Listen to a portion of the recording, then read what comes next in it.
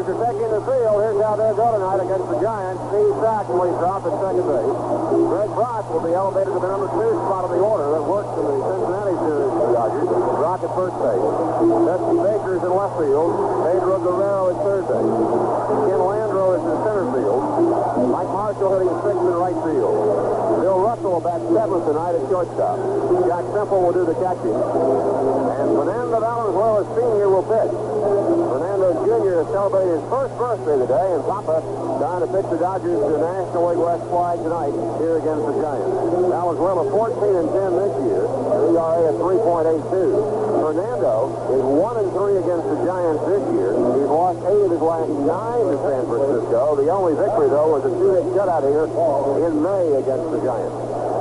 The umpires will be Dave Pallone behind the plate, Paul Runge, Jim Quick, and Bob Engel on the bases. Dodgers trying to snap their jinx against the Giants this year. San Francisco has won 11 of the 15 meetings between the clubs, including 4 of 6 in Los Angeles. And going back to last year, the Giants have taken 17 of the past 23. And you have to say they've also been hot in this ballpark. The Giants have won 9 of the last 11 they played at Dodger Stadium.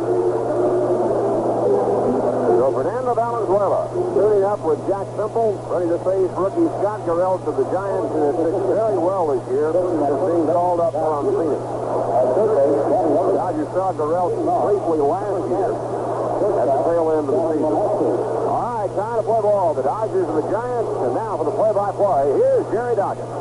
Okay, Ross, thank you very much. And here's Johnny LeMaster stepping in to start the ball game. The Giants have completely dominated the Dodgers this year. They've beaten them 11 out of 15 ball games, and that's almost as bad as the Dodgers have gone against San Diego.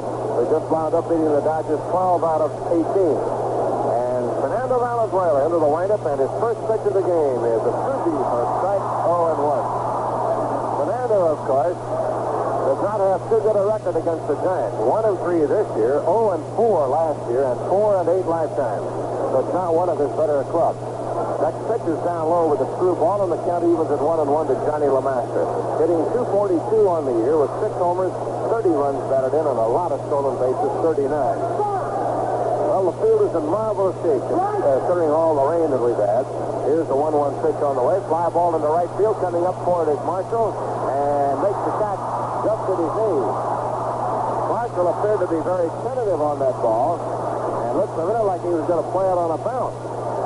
But he hung on, came up and caught it, and then cleaned the grip a little bit. The outfield appears to be in pretty good shape. They had it partially covered, and Marshall just might have misjudged that ball, but he caught it just about knee-high for the out, and one away.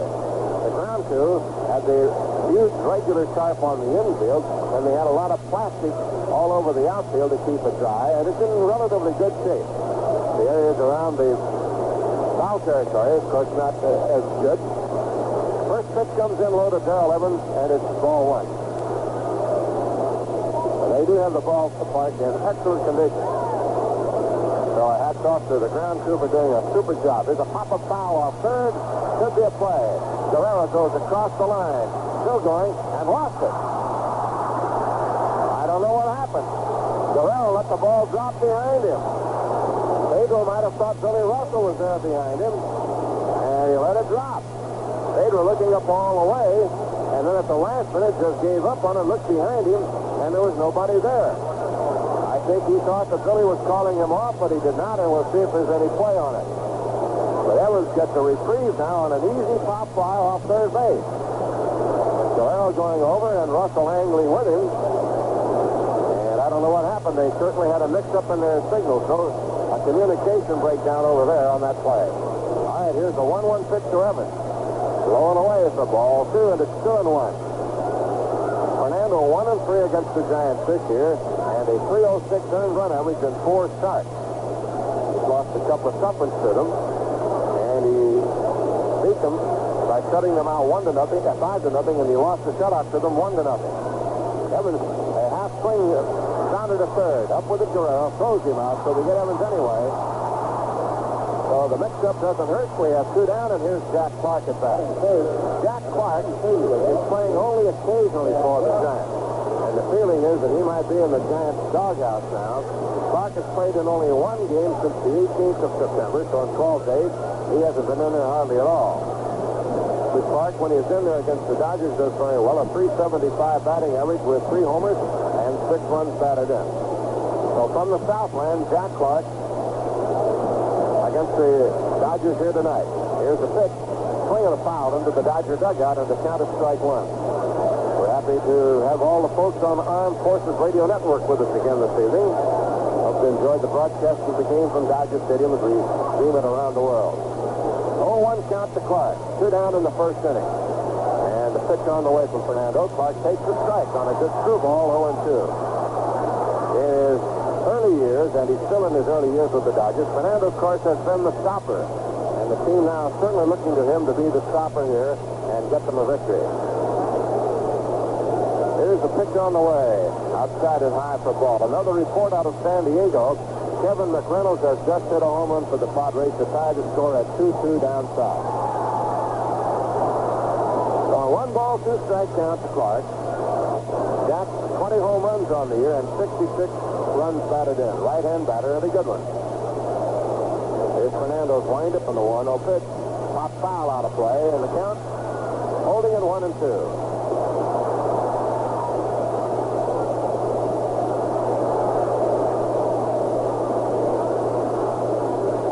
2 strikes.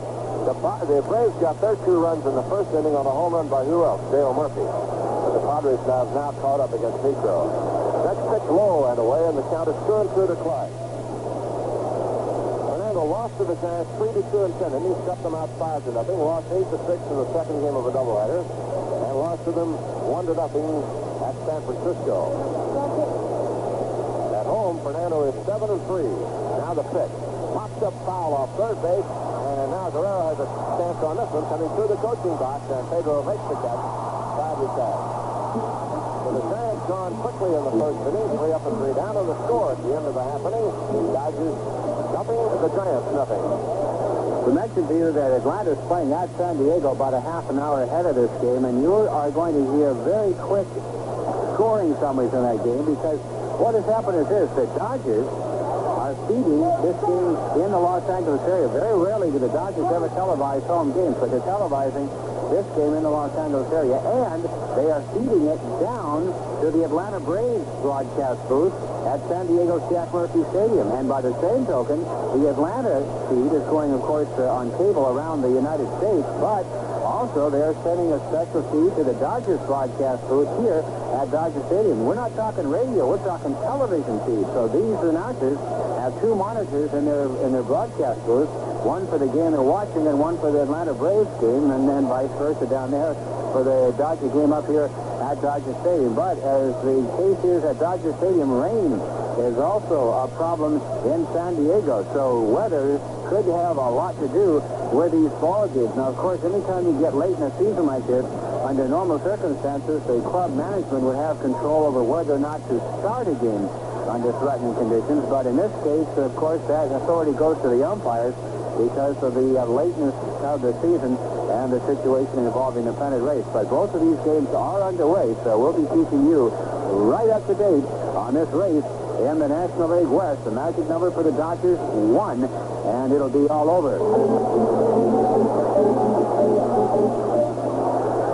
For the Giants now, 21-year-old right-hander Scotty Geralt is doing the pitching. G-A-R-R-E-L. Coaching at first. Geralt has had a pretty good start to his major league career. He came up in September and picked up 2 wins and a loss. In his last outing, he shut out the Houston Astros on 5 hits. Walked 5, struck out 5. He worked against the Dodgers briefly last year in relief. Made his major league debut against the Dodgers and struck out the side in the first inning. Well, there's a little error on the Giants note sheet. Said that he made his debut last year and struck out the side. Darrell Thomas, Greg Brock, and Dusty Baker. I don't know whether Greg Brock was here when he made his debut last year. Might have been, as a pinch hitter. Here's the pitch on the way to Sachs, taken inside, ball 1. So Scotty Geralt, out of Urbana, Illinois, which is the home of the University of Illinois. Big, tall right-hander, 6'4", 195-pounder. And Jack Hoops went into right field, but Clark is right there to back up a step or 2 and put it away for the out. So Jack flies to right field, one down, and here is Greg Brock. We've had a Dodgers switch in the order. The original batting order had Russell batting second and Brock hitting seventh. The manager Tommy Lasorda and Monty Basgill, who makes up the lineup cards, decided to switch them around. So Brock is hitting second, and Russell is hitting in the number 7 spot. Brock against the Giants hitting just 200 with 7 hits, 1 home run. No score. We're in the bottom of the first inning, and the way Garrett has pitched so far this season, since coming to the big leagues, we could expect a very tough ball game tonight. He had just a so-so before coming up, but since he hit the big time, he's done very well. Delivers a hard slider up high, 1 ball and no strike. He was a Phoenix this year and posted a 5-5 mark with a 4.6 earned run average. Brock takes low for ball, 2-2-0, but he struck out 87 in 97 and 2/3 innings and pitched a no-hitter, a 7-inning no-hitter against Tacoma. Recalled by the Giants September the 1st, the 2-0 pitch. Breaking ball is low and inside. Juan Bonilla has just hit a home run for San Diego, his 4th of the year, and the Padres lead 3-2 after 2 innings of play. Brock takes the strike, and it's 3-1. So Juan Bonilla, who doesn't hit very many home runs, gives the Dodgers a helping hand with a home run off Negro. Brock backs out of the batter's spot. Well, we played scoreboard last night, and Houston built up a lead, only to see Atlanta come back and win that one. So we see how the scoreboard game goes tonight. Brock takes another strike on a good slider down around the knees.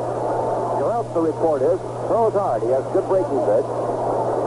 His control so far has been kind of ordinary. 3-2 count, and the pitch to Brock. Fouled away down the left field line out of play, and it's 3-2.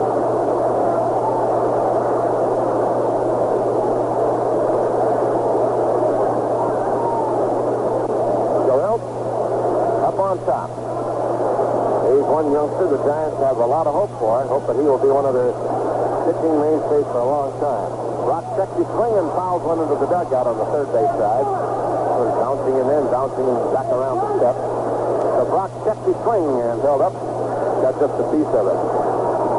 Oh, he can't get over what good condition the field is after all the rain we've had last night.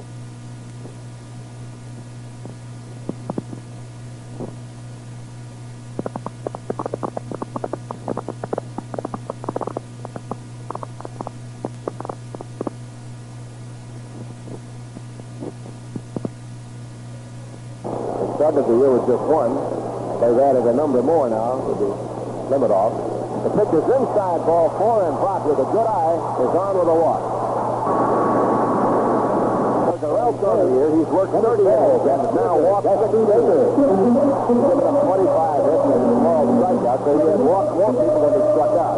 Here's Baker at bat. Baker was questionable in the starting role tonight. He had to come out of last night's first game, again aggravated by that groin problem, which extends, I don't know, all around his left leg. Baker's having trouble there, high in the thigh, around the hip, in the groin area. Just hasn't responded too well. Here's the pitch to Dusty. Lines out base at left field.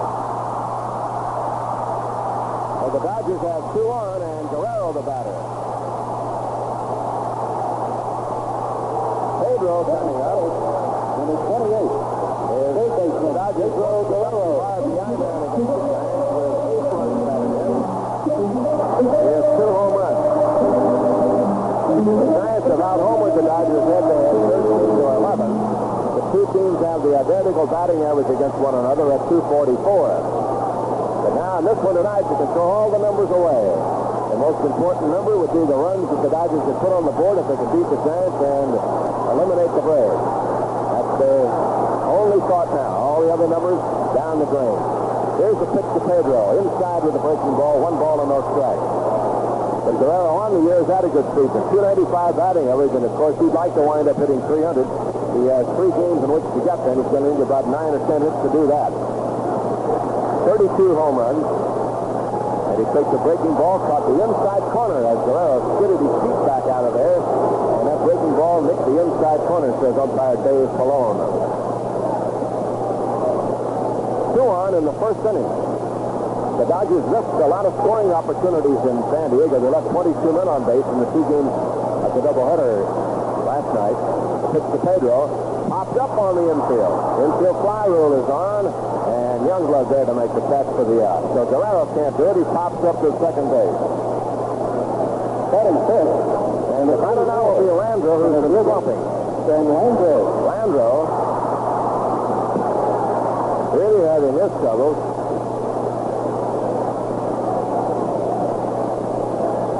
He has 3 hits in his last 29 at bats. So 2 on, a big out gathered by Guerrero to get Guerrero to pop up. Landro hitting .231.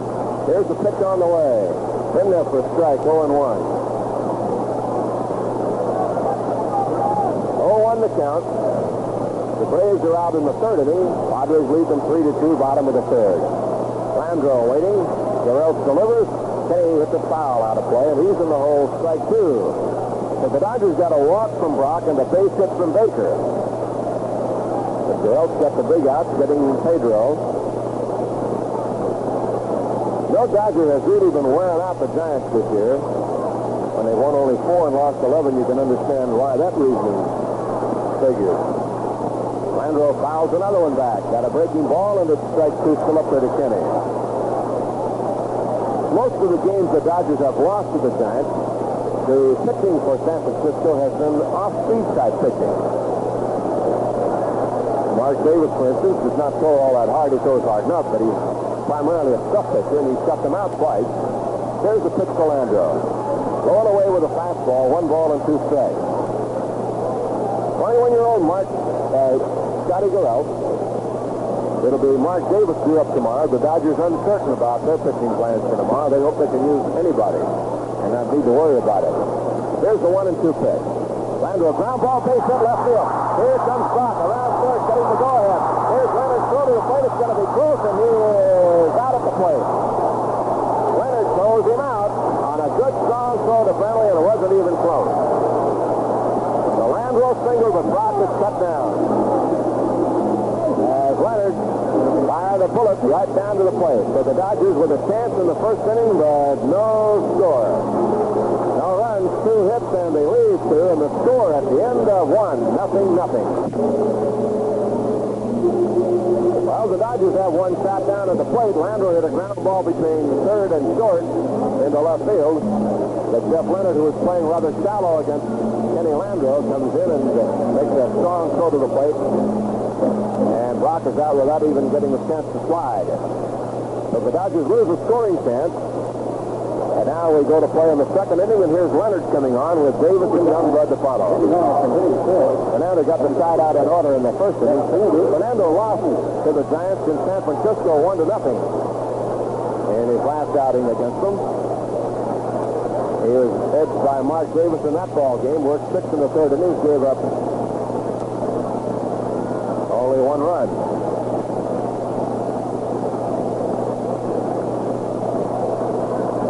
Okay, Leonard at bat, hitting .279, 21 home runs, 87 RBIs.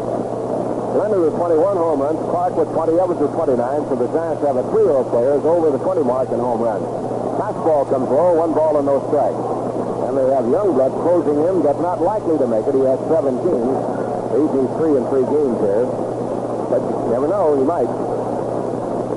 Kuji is in for strike to Leonard, 1-1. 1 ball, 1 strike. The Dodgers have won 47 and lost 30 at home, so they have been a good home club. And they've also done well against right-handers, 81 and 49. They're not so hot against lefties. Here's the 1-1 pitch on the way. Ground ball up the middle behind second base goes Russell. Up with it. Makes his throw. It is in time. Run away. So Leonard rolls one just to the left of the mound. In fact, it might have rolled off the side of the mound as it went out toward Russell. And one away. Here's Scully Davis, the center fielder from Los Angeles, a 9-game hitting streak.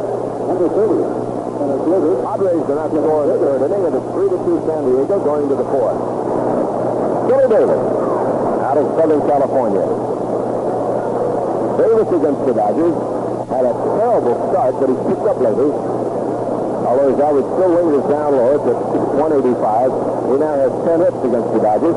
And this one to third, backhanded by Guerrero. Flipped high to first, but blocked him down on the bag. Boy, Pedro made a good play on that ball. taking an extra base hit away from Davis. And here's Joel Youngblood. Youngblood has become a very solid player for the Giants. He's playing second base now. He's hit safer in 8 out of 11, and over that span, a .345 batting average. He has a career high of 17 home runs, and has hit 3 in his last 4 games.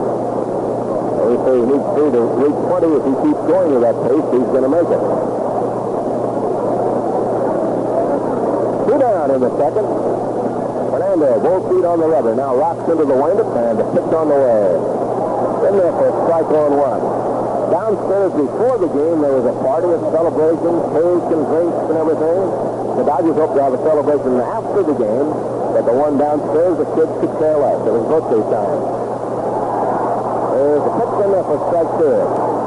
Fernando Valenzuela Jr. celebrating birthday number 1, and Amarillo Maldonado celebrating number 2. And all the kids are downstairs, all the young kids, that is. At the birthday party, it still may be going on. No champagne. A lot of cake and cookies and milk. Okay, it's strike 2 got the young blood to pitch. Just a little low with the fastball, and the count is 1-2. Of course, the one thing we're doing here tonight is keeping our fingers crossed that the weatherman will keep the rain away. It's another nice day or so. Here's the 1-2 pitch. Fuji swung on him. That struck him out. Side retired. The Giants go down in order. And the score at the end of an inning and a half, 0-0. Now, out of necessity, the Dodgers have had to do something. They've had to make some modifications to Dodger Stadium. And that necessity is on the possibility, and it would obviously numerically and mathematically would have to be a strong possibility, that they will host the first 2 games of the National League Championship Series Tuesday and Wednesday at Dodger Stadium. They've had to start modifying their field, and they put in box seats along the first and third baselines. They have the area set up for them. The seats themselves are not in quite yet, but obviously it's a situation where timing becomes of importance, as the Dodgers will have to try to hope that they're going to go ahead and get that taken care of.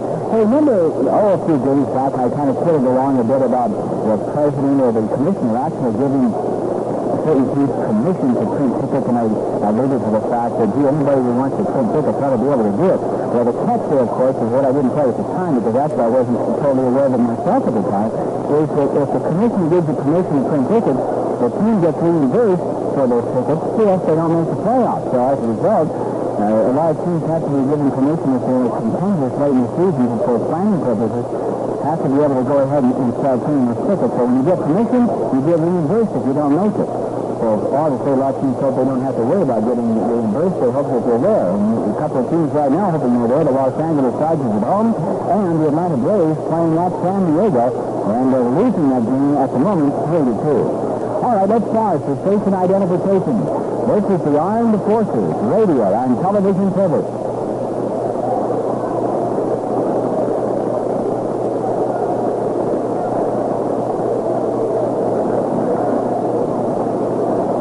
Marshall steps in now as we get ready to play in the second inning, and Scotty goes right into the windup. And the hard fighter's down low, 1 ball and no strike. The Dodgers picked up a walk and 2 singles, but had a runner thrown out at the plate in the first inning. So now let's see what they can do against Geralt here in the second. Pitch on the way to Marshall. Breaking ball is high, ball 2-2 and there. Marshall's dad here is a great baseball fan, and of course you can understand why, having a son playing in the major leagues on the Dodgers. He's convinced Chicago to take in the action over the weekend.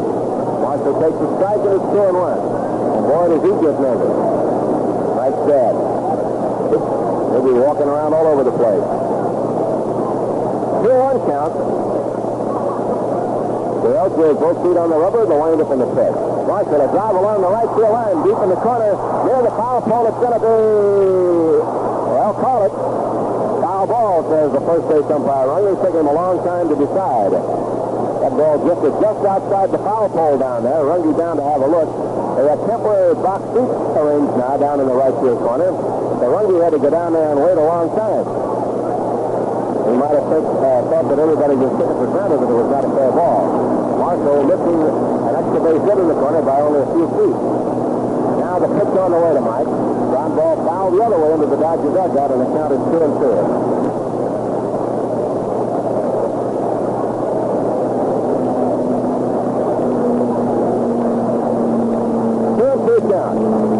Wentleworth. And the pitch is swung on and missed strike three. Fastball in and on the hands. Mike might have been looking for a breaking ball, and he goes down on strike.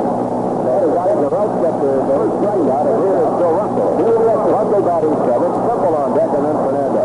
No score, we're in the second inning. Johnny Garrelts, young man out of Illinois. Here's the pitch on the way. Russell takes low, ball one. Scully hitting 246. He's the dean on the team now. Like the kid, we call him the old man. One ball and no strikes. Garrelts to the windup, and the pitch is in there with a breaking ball, 1-1. 1 ball, 1 strike, 1 out in the second inning. Braves do not score in the fourth. It's still 3-2 San Diego. As a bouncer right back to the box, Garrelts has it, throws him out, and we have 2 gone. Still away with Jack Temple coming to bat. Temple hitting 39 and playing with a broken hand, a fracture of his right hand on the back of the hand. Jack Temple, his contributions of this Dodger pennant race, you just can't count them up. He has really made a valuable contribution to the team. 2 down in the second inning, no score. Garrelts getting his time. Big right-hander rocks, delivers. Breaking ball is a strike. 0-1. The Giant people tell us that Garrelts is calm, cool, and very confident. I guess if you reach the big leagues by the time you're 21, you should. There's a foul out of play to the right. And in high school, he was all everything. In high school, he was MVP in baseball, basketball, and track in his senior year. He resides in a little town of Buckley, Illinois, near Urbana. 0-2 count to Temple, and the pitch. In the dirt, bounced it up there, and Brenly will go over and pick it up.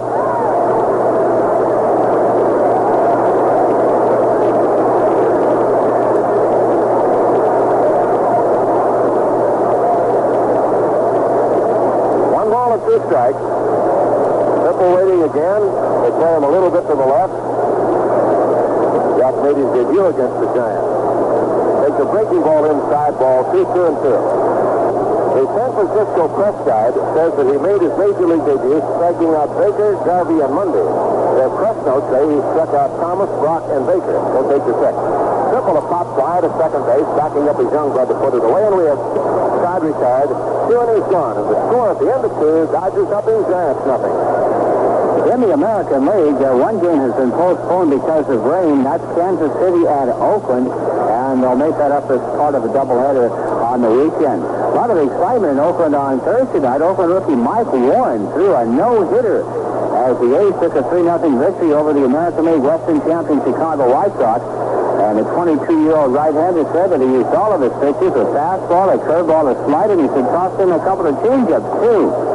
Warren struck out 5 and walked 3 in winning his 5th game in 8 decisions. The last no-hitter by the Oakland pitching staff, September 1975, when Vida Blue, Glenn Abbott, Paul Lindblad, and Raleigh Fingers combined for a 5-0 victory over the California Angels. But you have to go back quite a few years before you can find the last no-hitter pitched by a rookie.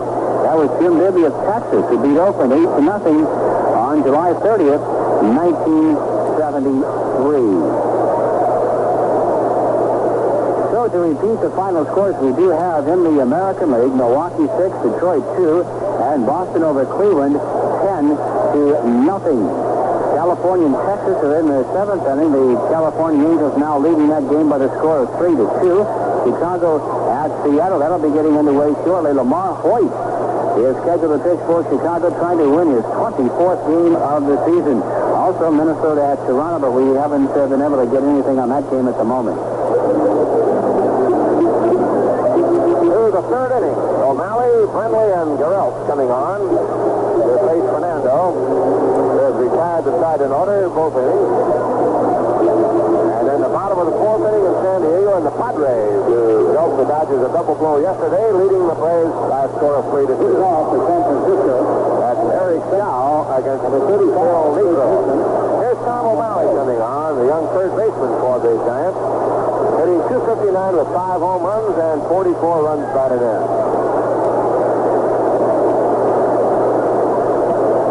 Okay, O'Malley steps in. And Fernando Fernando to the windup, and here's his pitch on the way. A little low for ball. All 3 games of this weekend series are sold out. We have quite a few no-shows tonight, of course, because of the weather. Our crowd will be somewhere perhaps between 40 and 45,000. O'Malley takes a strike on the inside, and it's 1-1.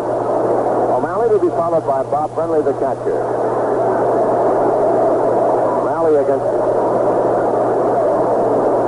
Fernando this year, 2 for 11. The 2 next pitch down low for ball 2, 2-1.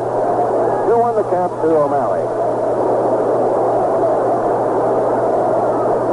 No score. The Dodgers threatened in the first inning, had a runner thrown out at the plate, and then went out in order in the second. Time called as O'Malley backs out of the batter's box. You wonder how a fella can go 5-5 in Phoenix with an earned run average of 4.61 and come to the big leagues and pitch a shutout in about your 4th game out. Next pitch comes low, ball 3, 3-1. In his 4th start, he shut out Houston on a 5-hitter last week, Scotty Garrell. 3-1 the count. And the pitch on the way. Bouncing ball to first. Bach has it. Will carry it in easily, and we have 1 gone. O'Malley grounds out. 1 down. The batter will be Bob Brenly. Brenly, the catcher, hitting 223. Brenly against the Dodgers has a 206 batting average with a home run and 6 runs batted in. 1 for 13 against Fernando.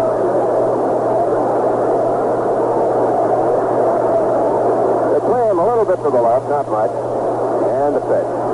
Bouncing ball foul outside of third. Strike 1. That went into the Dodger dugout. A lot of media attention to the Dodgers the last few days. Swarm of media coverage in San Diego, and a lot of it here tonight in Dodger Stadium. 0-1 count on the pitch. On the way. Little low, ball 1, 1-1. Brenly has 7 home runs. 34 runs batted in for the year. Giants catcher. Fernando working to the third base side, rocks into the windup and delivers. Strike 2, picked up the outside corner, 1-2. No score. We're in the 3rd inning, and down south, the Padres lead the Braves 3-2. Tomorrow's game starts at 1:20. Our broadcast time will be 1 o'clock. There's some doubt about Sunday starting time. Yeah, we'll give you that later. There's a broken bat grouper behind second base and a center field for a base hit. So Brenly gets the first hit of the game, and the ball dies in the wet outfield. Randall brings it in, but Brenly holds on at first base. So Brenly loops one into center, broke his bat. This is Risky, the pitcher. And here's the pitcher, Scott Garrell, coming on. After 4 innings down south, it is still 3-2 San Diego. The Braves coming to bat in the 5th inning. Well, what kind of a hitter is Garrell? Or is he going to be bunting? Garrell has 2 for 8, and he has 2 sacrifice bunts. So with 1 out, they might have him bunting here and see if LeMaster can get the run across. Guerrero edges in at third to guard against the bunt. And Fernando steps with the lift and the pitch on the way. He's bunting and takes the strike, 0-1. So for Fernando, the first time tonight that he's worked out of a stretch.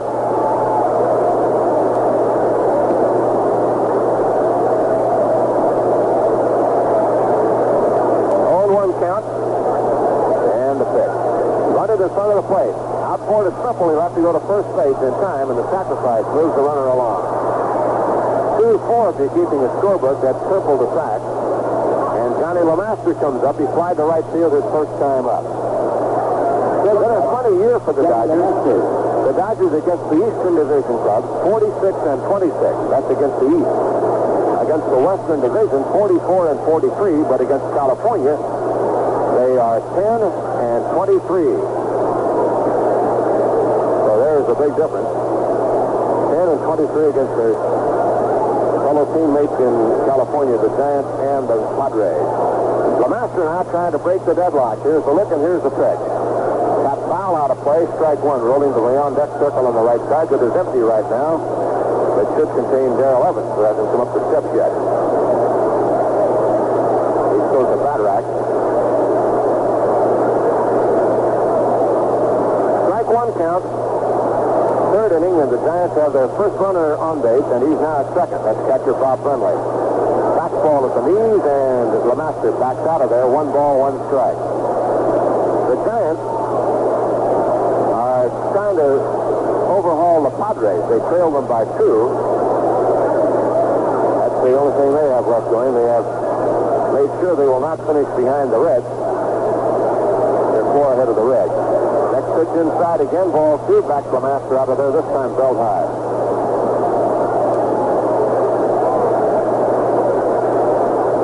2-1 the count. 3rd inning. Tall, lean shortstop Johnny Lee LeMaster, 242 batting average. Pretty good glove man. Now the 2-1 look, and the check in the pitch. Line to center, caught by Russell as it heads back over second base. So LeMaster, soft line drive just to Russell's left, and the side is retired. So LeMaster lining one back to the center of the diamond, but Russell playing perfectly handles that one. No runs, 1 hit, and 1 left on. The score at the end of 2.5. Dodgers nothing, Giants nothing. As baseball's regular season enters its final weekend, Jim Rice of the Boston Red Sox has a shot at nailing down 2/3 of the American League Triple Crown. Rice leads the junior circuit with 38 home runs. That's 2 more than teammate Tony Armas. Rice is also topped in RBIs with 122. Wade Boggs, another Boston player, will win his first big league batting title. He has a .360 average. That's 19 points higher than second place Rod Carew. Final scores in on a couple of National League games. St. Louis has defeated Chicago 9-2, and Houston has knocked off Cincinnati 3-2. In the American League, Chicago 2, Seattle 1. That game in the 2nd inning. Greg Luzinski has hit his 32nd home run of the season for Chicago. And in that New York-Baltimore game, first of the doubleheader, it's tied at 1-1 in the 5th. Cal Ripken Jr. hit his 27th home run of the season for the Orioles. California and Texas are in extra innings at Arlington. That game is tied at 3-3, and it is now in the 10th inning. In a hockey note, the Pittsburgh Penguins have traded center Greg Malone to the Hartford Whalers, and in return, the Penguins will receive a 3rd-round draft choice in the 1985 entry draft. Okay, let's get back to the action at Dodger Stadium. For the Dodgers now, they begin with Fernando to start it off, and Sachs and Brock against Gurelt. And Gurelt's ready to go. Eric Shaw making quick work of the Braves, gets them out in the 5th inning. And at the end of 4.5, it's still 3-2 San Diego. They're really speeding along down south. Here's the pitch on the way. Fernando pops it up. Near the mound, coming in for it is Darrell Evans. On the right side of the mound, Darrell calls, makes the play for the out. So 1 pitch, 1 down. And Fernando pops it up, and here's Steve Sachs. Gurelt is off to a good start. He has won 2, lost 1. He has 1 complete game of shutout. This is his 5th start. He has 30 innings coming into this game. Had allowed only 6 earned runs, and 3 of those were home runs. He is taking quite a slice for the Giants. And he started against the Braves a few weeks ago. Everybody said, who? Scotty who? And he beat the Braves.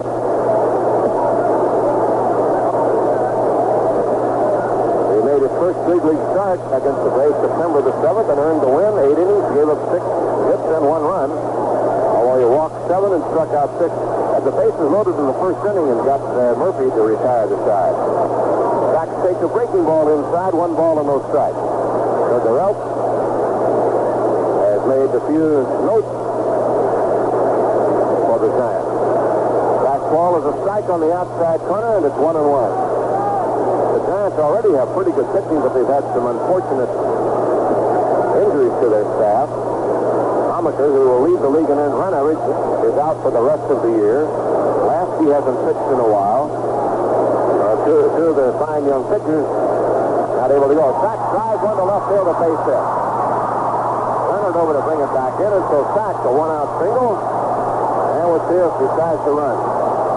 Sachs has 55 steals, been caught 29 times. Brock will be the batter. They might hold Sachs to give Brock a little more of a hole on the right side of the infield.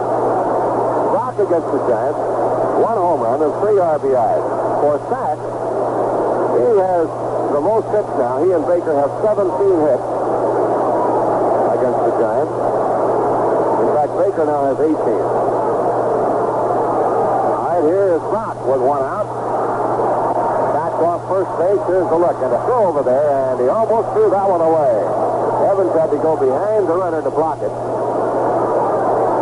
Brock, who walked his first time up, coming on here in the third. The Dodgers now with 3 hits against Gurriel. And the look over. Pitch on the way. Down low with a breaking ball. 1-0.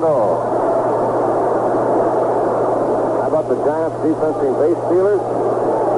Not too bad. They've thrown out 72 of 165 that have stolen. Mediocre, we'd say. So the first out in time. The Dodgers have 84 and 113 have gotten away, to give you an idea. Giants numbers quite a bit more than that.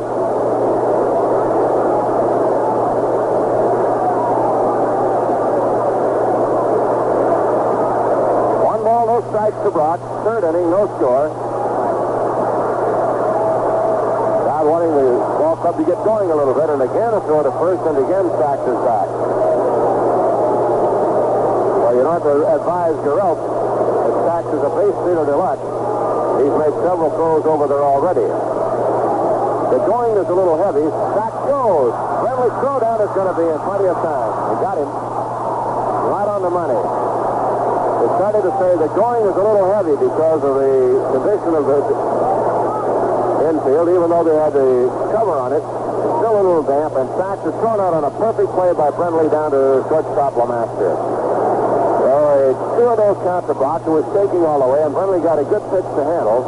Fastball low and away. Brock takes high ball free, 3-0. And Brenly has a pretty good arm, so he just shot him down easily. 3-0 the count to Brock with throwaway here in the third inning in the pitch. In there for a strike, 3-1. Brock hasn't had a home run in about 25 days.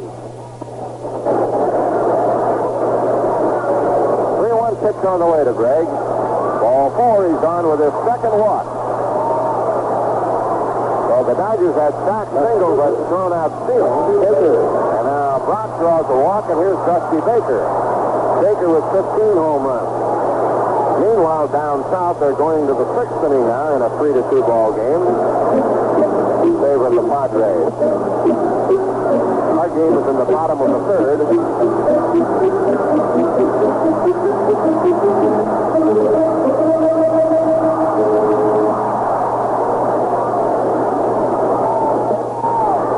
Baker waiting. 2 down. Dusty singled his first time up. Here's the pitch. Breaking ball low, 1 ball and no strikes. After Baker will be Guerrero.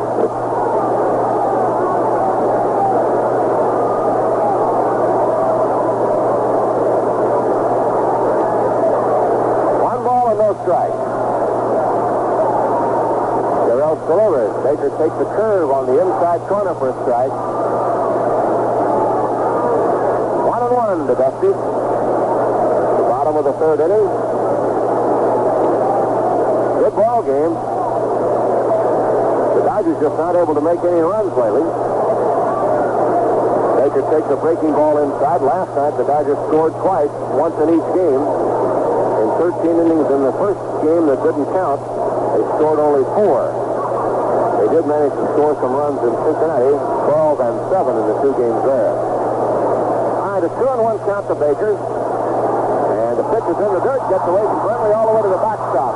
Brock will turn at second base and hold on now on a wild pitch.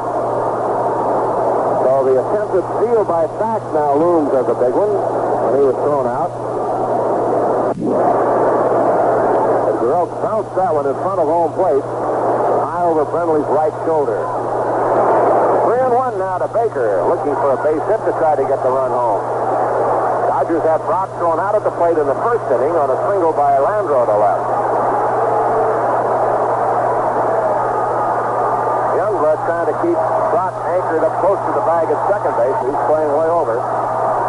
Now the pitch to Dusty, fouled away upstairs, and it'll be 3-2. 3 balls and 2 strikes. The is Dusty Baker, who has 71 runs batted in, 15 home runs.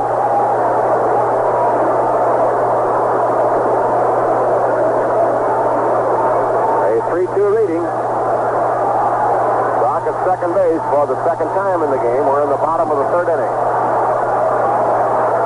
And the 3-2 pitch on the way. Baker takes ball 4. Here comes Pedro.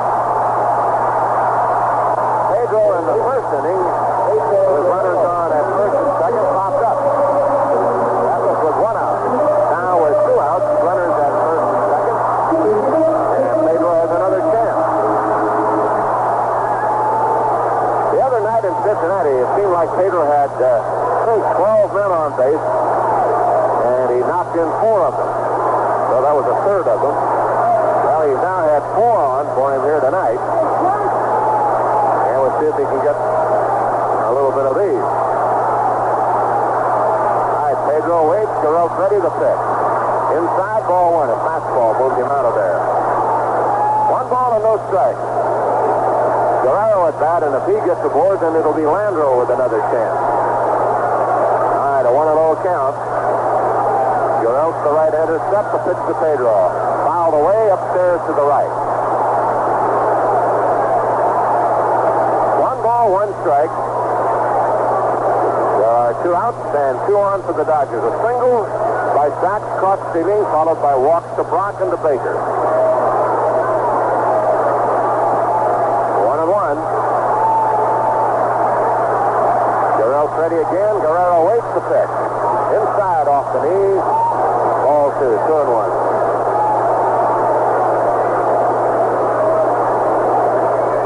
2-1. They're in the 6th inning in San Diego, 3-2 Padres. 2-1 count to Pedro. Here's the pitch. Nice off the glove of the Masters. And no further play. It'll be a base hit to load him up. The Master saves the run with a diving stop of a hard hit ball to his left. The Master is crossing over, got it with the glove, and just kept the ball on the infield. A good play by the Master. Guerrero gets a base hit to load him up. Landreau will be the batter with a chance to open it up now. Guerrero a base hit. Base is loaded. Landreau singled his last time up. But on the play, Brock was thrown out at the plate. Now with the bases loaded, here's Landreau with another chance. The pitch to him. Line to center, base hit, 1 run in. Here comes Scully, and he will score. Dodgers lead 2-0 on Landreau single to center.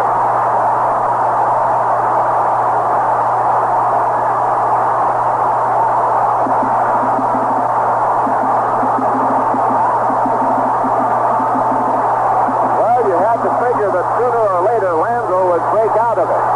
He had gone in a bad slump, 3 for 29, and tonight he's 2 for 2. And time called now. Here comes the San Francisco pitching coach, Herm Surratt, out to talk to Gurriel. And Marshall will be the batter with 2 on, 2 in, and 2 out. And in the inning, the Dodgers have had 5 straight men reach base, but Sachs, the first one, was out on an attempted steal. So Gurriel's the young right-hander being counseled by the wiser pitching coach, with O'Malley and Brindley in there. And a line single to center by Landreau with the bases loaded scores Brock and Baker, who had walked. And now the plate umpire, Dave Malone, coming out to try to speed him along. Here's Marshall, who struck out his first time at bat. Big Mike missed an extra base hit with a foul ball in the right field corner. Trying to get the Dodgers another run or so. Guerrero's at second, Landreau at first. The Dodgers lead 2-0 in the 3rd inning. Youngblood dashes to the bag at second base, but no throw as Guerrero gets back. We're in the 3rd. Dodgers have broken on top. Here's Gurriel for the pitch. Marshall a swing and a miss, strike 1. And Big Mike was trying to open it up that time. Marshall against the Giants is hitting .263. He does not have a home run, but he has and 1 run batted in. So he really hasn't done too well against the Giants. Now the pitch. Swing swing and a foul all the way back, and it's strike two. So he's quickly in the hole against the guy who has a good breaking ball. Marshall, of course, is still vulnerable a bit to the breaking ball, but he is learning fast. We have action in the bullpen for the Giants now. Andy McGaffigan begins to throw. Here's the 0-2 pitch to Marshall on the way. Inside, almost hit him on the leg. Marshall last night got hit on the arm, but he's back in there tonight. That one almost got him on the knee. A ball and 2 strikes to Mike. But they try to pitch him tight, then take the ball away from him. Now let's see if they come down and out. Here's the 1-2 pitch to Marshall. Down and out, he swings and misses strike 3. So Marshall strikes out for the second time. The only 2 strikeouts for Garrett. Side retired. The Dodgers go 2 runs, 3 hits, lead 2. Score going to the 4th inning. Dodgers 2, Giants nothing. Now an update from ABC News. I'm Chet Martin. The House of Delegates of Chicago's Teachers Union voted tonight to call a strike by its 27,000 members Monday morning, unless the Chicago School Board this weekend drops its demand for concessions in return for a wage hike. Pilots and flight attendants for Continental Airlines are scheduled to strike for 3 a.m. Eastern Time. Continental insists it will keep flying uninterrupted. There's a 6-state search underway for farmers James Jenkins and his son Steve, wanted for questioning in the murders of 2 bank officials yesterday in southwestern Minnesota. The Jenkins had lost their farm there to a bank foreclosure in 1980, and lawmen speculate the bankers were lured to the farm, then gunned down. Florida growers say the ban on spraying export crops with the cancer-causing pesticide ethylene dibromide next September could cost grapefruit producers up to $125 million. Walter Mondale has won the endorsement of the 1.7 million member National Education Association. I'm Chet Martin, ABC News. Right now, let's pause for station identification. This is the Armed Forces Radio and Television Service.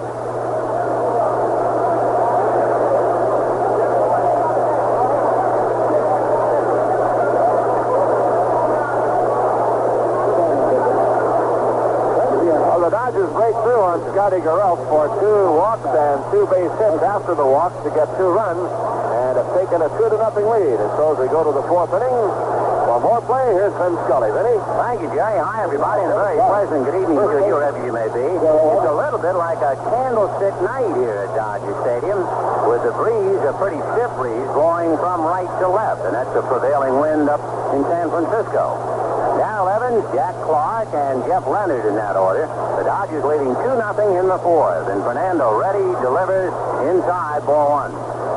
Down in San Diego, Eric Chow and the Padres leading the Braves 3-2. They're in the bottom of the 6th inning. The 1-0 pitch, a ground ball hit up the middle, a base hit for Evans. Hit number 2 for Fernando.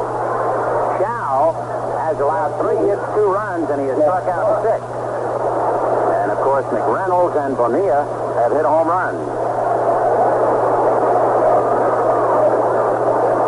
Jack Clark, who has only played in 1 game since he hurt his side against the Dodgers on the 18th of September.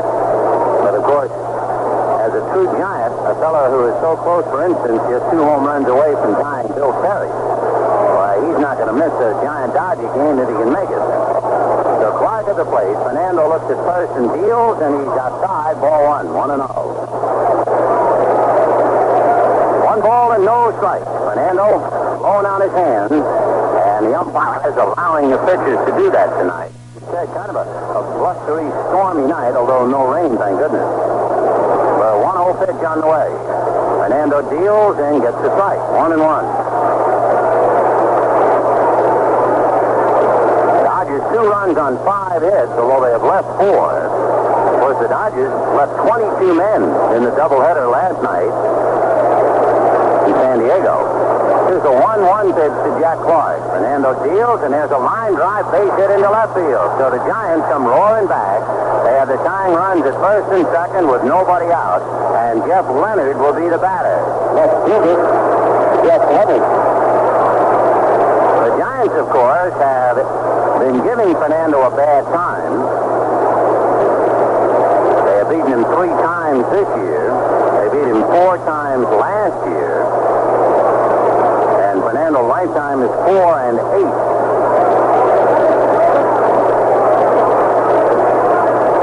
So Jeff Leonard. This year, Leonard was 3 for 13 just against Fernando. So Leonard, right-hand batter, hitting .278. 2 on, nobody out. The Dodgers are not looking bunt. Chili Davis on deck. But Leonard with a lot of shot. And the ex-Dodger to boot. And he swings, doesn't get it. Leonard has 21 home runs and 87 runs batted in. He leads the Giants in RBIs. Evans leads in home runs with 29. 2 runs, 5 hits for the Dodgers. No runs, 3 hits for the Giants. So Evans at second on a base hit to center. Clark at first on a line drive single to left. And time call as Leonard backs out. The wind continues to blow at a pretty good pace from right to left field. And Fernando out of his stretch. Checks his runners, comes to the plate. Screwball low and outside. 1-1 to count. Mike Brito at his familiar station with his speed gun, checking Fernando.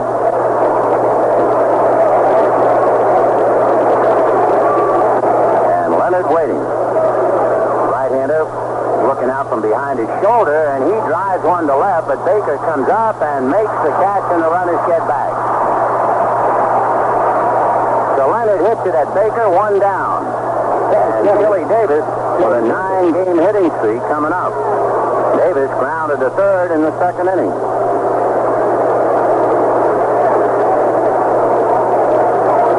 Chili hitting .233.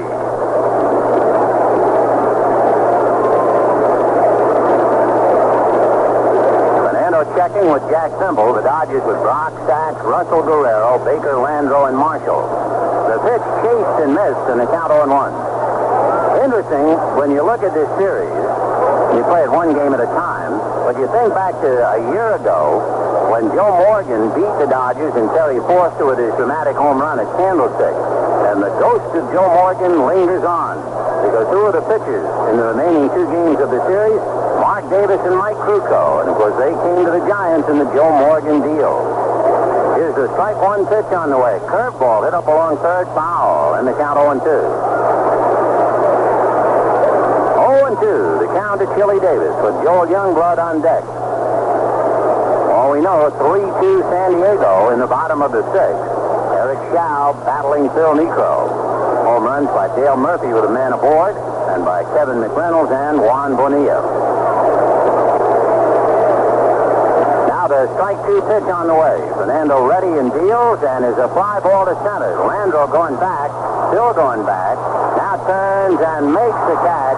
Both runners tag, and moving from second to third is Evans. Holding at first is Clark on a long fly ball to center. The wind blowing from right to left might have cut that ball down a little. 2 down, and Joel Youngblood the batter.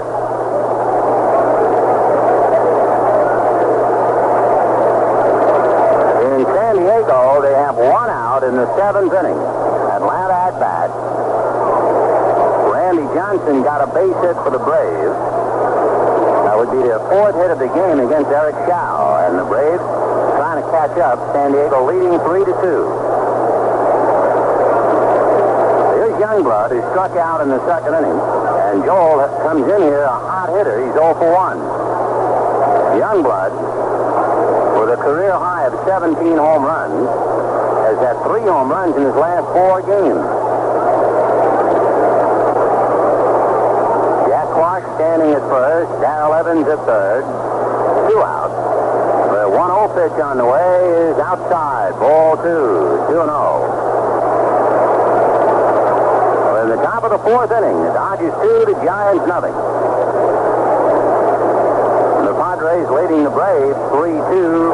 1 out in the 7th. The Braves have a man on base. Fernando set at the belt, checking the runners, and the 2-0 pitch on the way. Youngblood takes high, ball 3. So Fernando now is 1 pitch away from loading him up, and Tom O'Malley on deck.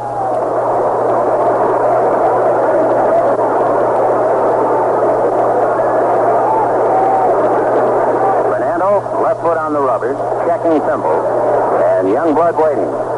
Fernando is set, and the 3-0 pitch to Youngblood is taken outside, and the bases are loaded with 2 outs. Fernando has allowed 3 hits and a walk with no runs, and Tom O'Malley hitting .259, 5 home runs, 44 runs batted in. O'Malley has 2 hits in 12 at-bats against Fernando this year. So with the bases loaded and 2 out, O'Malley has a chance to get the Giants tied up here. And Fernando trying to get out of the spot. And the slow pitch in for a strike. Down in San Diego, Randy Johnson, who had a base hit, tried to steal second, and he was thrown out by Terry Kennedy. So there are 2 outs in the 7th inning. It's 3-2 San Diego. The strike 1 pitch, O'Malley takes low, 1-1. So Torrey gambling to get his tying run in scoring position, and Johnson is nailed. Braves still hitting, 2 outs. And now the last out in the 7th inning for Atlanta. Here's a 1-1 pitch to O'Malley. Curveball hit up along first foul and out of play. So Atlanta failed to score in the 7th inning. And at the end of 6.5 innings, San Diego 3 and Atlanta 2. 1-2 to count to Tom O'Malley with the bases loaded and 2 out here in the 4th.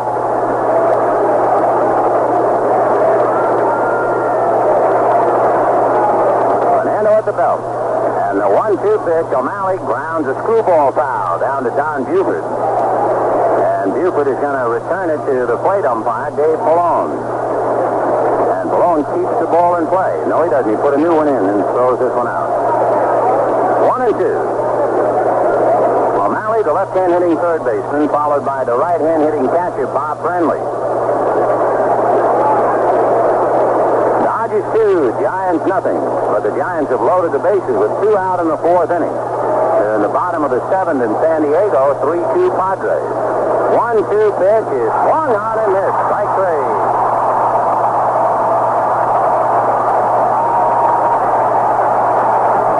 So the Giants lead 3, and at the end of 3.5, Dodgers 2, Giants nothing. In an unusually frank admission, National Football League Supervisor of Officials Art McNally has informed the San Diego Chargers that, yes, you're right, you were the victims of 3 bad calls in a game last Sunday. At the request of Coach Don Coryell, McNally reviewed the film for the Chargers' loss to the Cleveland Browns, and Coryell says, we got ripped by the officials. And after taking a look at the film, says, you're right, Don, you were. According to McNally, Chargers wide receiver Wes Chandler was twice interfered with while running past routes. And in another play, tight end Kellen Winslow was incorrectly called for offensive pass interference. But the bottom line is nothing.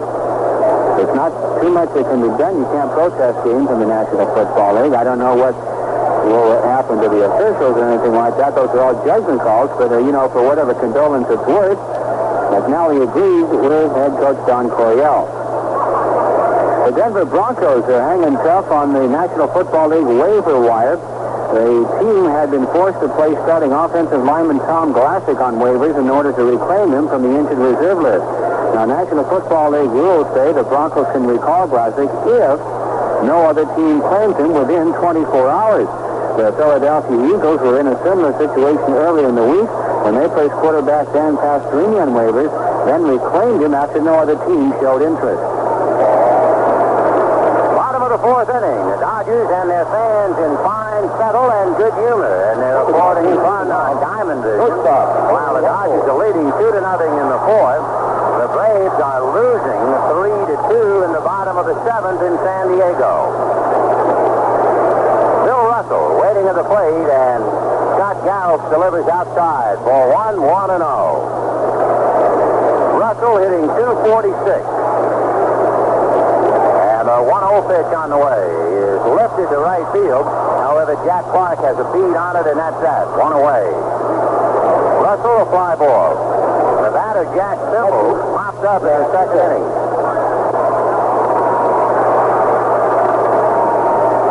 In the bottom bottom of the seventh inning, Donnie Moore is now pitching for Atlanta. The Padres leading 3-2, and Gary Templeton has just singled off Moore's glove. Meanwhile, Simple takes the pitch low. Ball 1-0. So remember, it's any combination. A Dodger victory or an Atlanta loss, and it's over. The 1-0 pitch. It's over, and yet it has just begun. 2-0 the count. Gal's ready, and the 2-0 pitch on the way, and Simple takes the strike, 2-1. It's really shocking to think about it. When you look at the Giants and the Dodgers, and remember, they both came to California back in 1958. The Dodgers, of course, have been a much more successful team. Fastball fouled away. Let's look at it. The Dodgers won a championship in 59. They won a championship in 63. In 65. They won a pennant in 66. They won a pennant in 74. Pennants in 77 and 78. And a championship in 81. The Giants' only pennant was in 1962. As Simple strikes out, Brenly will throw the ball to first. And yet, with the Dodgers having so many successful years, when they go head-to-head with the Giants, it's another story. And over those years, the Dodgers have only beaten the Giants 11 more games. Boy, that is really shocking.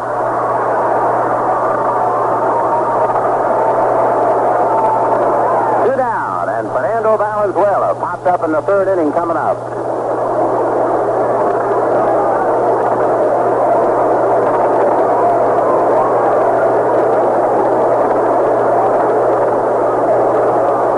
Ready and delivers, and Fernando, it's a high fly ball to right. Jack Clark going back, but he has a lot of room and makes the catch.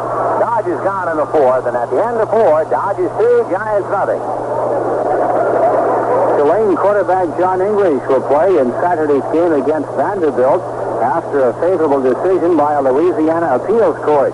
The Fourth Circuit Court of Appeals ruled that English would suffer irreparable harm if he were not allowed to participate in that game. The court's decision came one day after a district judge removed a temporary restraining order which declared the quarterback ineligible. The court issued a verbal decision reinstating the order and calling an attorney for English and the NCAA to file legal briefs by next week. But, you know, that's the whole, listen to the whole key to this thing. Football's a game, right? You keep hearing people say it's only a game? Baloney. Baloney. How can a circuit court of appeals rule that a football player would suffer irreparable harm if he couldn't play in a game? Are you going to call that a game?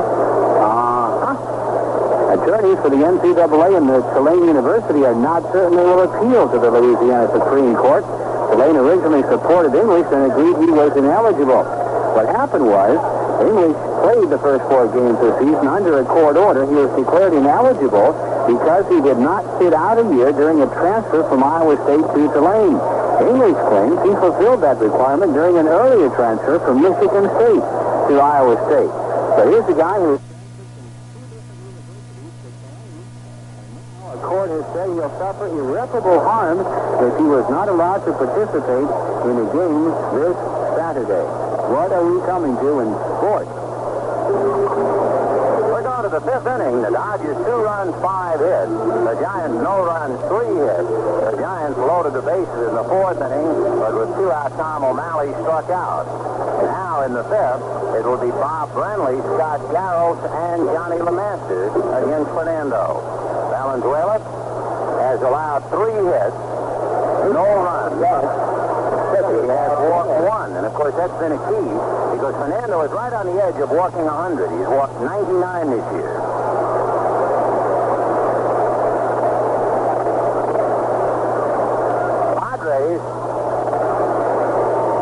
Padres made out. We just want to check the innings. I think it's the end of 7 innings in San Diego. Padres 3, Atlanta 2. And the pitch to Bob Brenly on the corner for a strike, 0-1.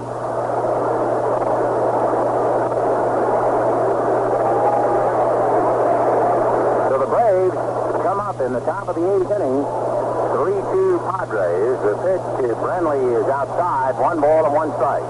Brenly had 1 hit against Fernando this year, and in the 3rd inning he broke his bat and blooped a single to center. So the right-hand hitting catcher, 1 for 1. It's low, ball 2. Brett Butler has just grounded out to Alan Wiggins, so there's 1 out in the 8th inning, and it's still 3-2 San Diego. 2-1 to Brenly. Fernando ready, and the left-hander comes back with a good screwball on the inside part of the plate, and they count 2-2.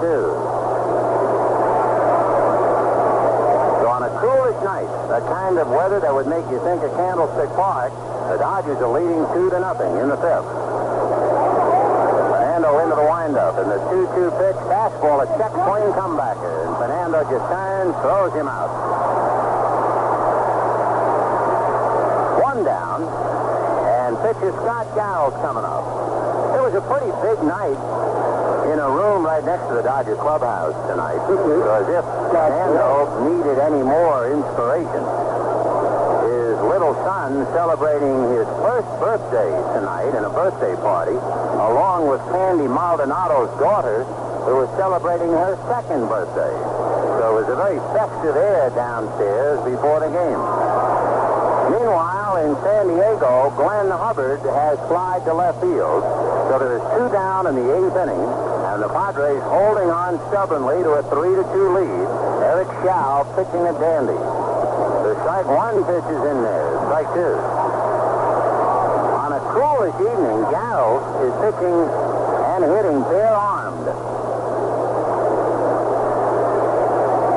Almost everybody wearing the long-sleeved shirt tonight. The pitch is strike 3 called. But Giles caught looking, maybe he was frozen at the plate. And with 2 down, Johnny LeMaster coming up. Johnny LeMaster flied to right and lined out to short. He's 0 for 2. With 2 out in the top of the 8th inning, Claudell Washington has singled, and that will bring up Dale Murphy in San Diego. So hold everything. The pitch at the plate is fouled away. Dale Murphy, who is in every sense of the word the All-American boy, also has 36 home runs and 121 runs batted in. Murphy hit 11 of those 36 home runs against the San Francisco Giants.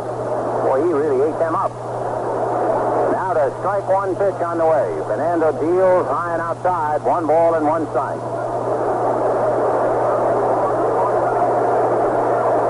And Dale Murphy has hit into a force play to end the 8th inning. So the Braves are running out of time now. The 1-1 pitch is high, ball 2. At the end of 7.5 innings, it is San Diego 3, Atlanta 2. We've got 2 down, Johnny LeMaster up there, and they count 2-1. Fernando ready, and the 2-1 pitch swung on and missed, strike 2.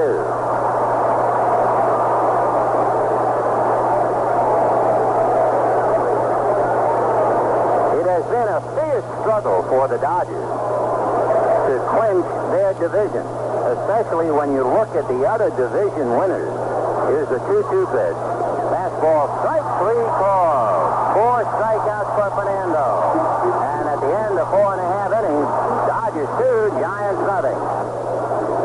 After 5 months of negotiations, Phoenix heart surgeon Dr. Ted Dietrich has announced the purchase of the Arizona Wranglers and the sale of the Chicago Blitz. The deal includes a swap of players on the U.S. Football League team.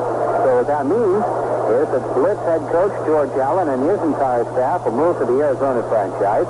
Dietrich says there might be a few players staying put, but he said most of the players will also move.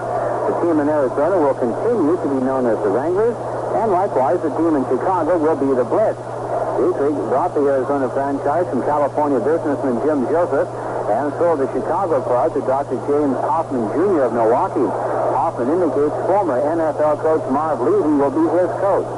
Terms of the transactions were not announced, but sources put the value of each franchise at about $7 million. The Blitz made the playoffs last season, while the Wranglers had a 4-14 mark, losing their last 10 games. Former AFL fullback Jim Nance is in stable condition at a suburban Boston hospital 5 days after suffering a heart attack and a stroke. The 40-year-old Nance was stricken after a touch football game.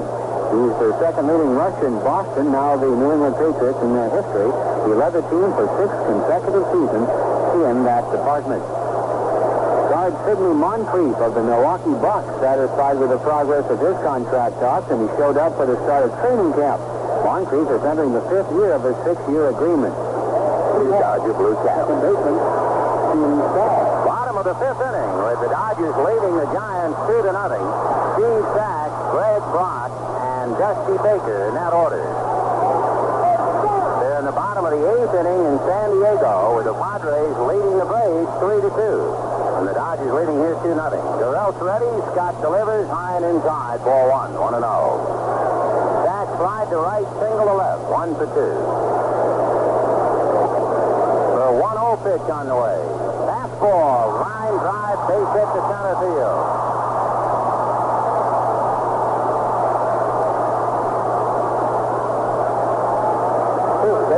That is hit number 6 for the Dodgers, and it brings up Greg Brock.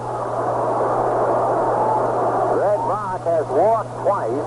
He was thrown out at the plate, and he has scored a run.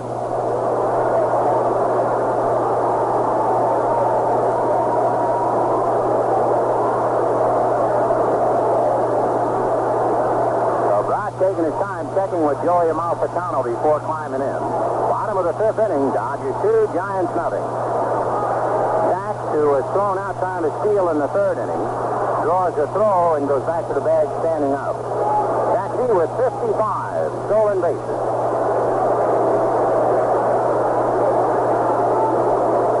Now Durrell's ready and delivers a pitch out, but Sack's not going. 1 ball and no strikes. To repeat.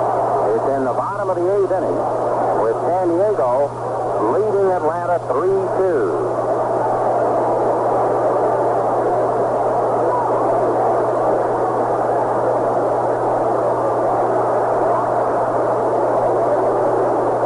One ball and no strikes to Greg Brock.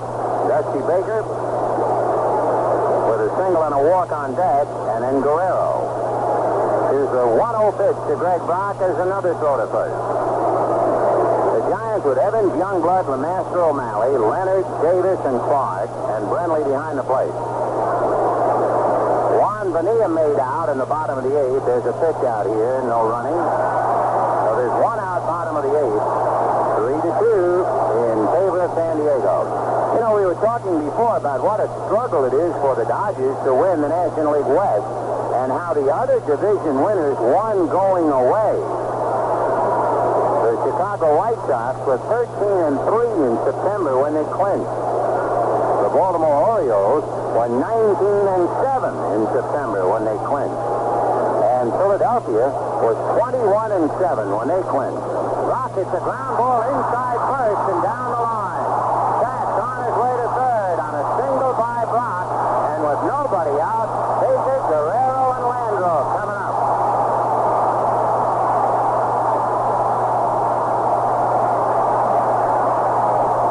That's Baker.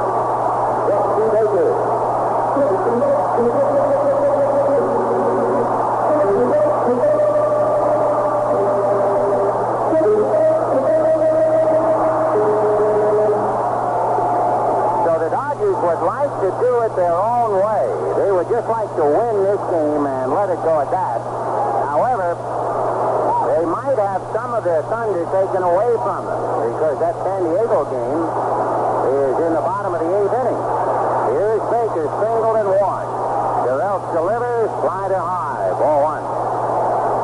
1-0.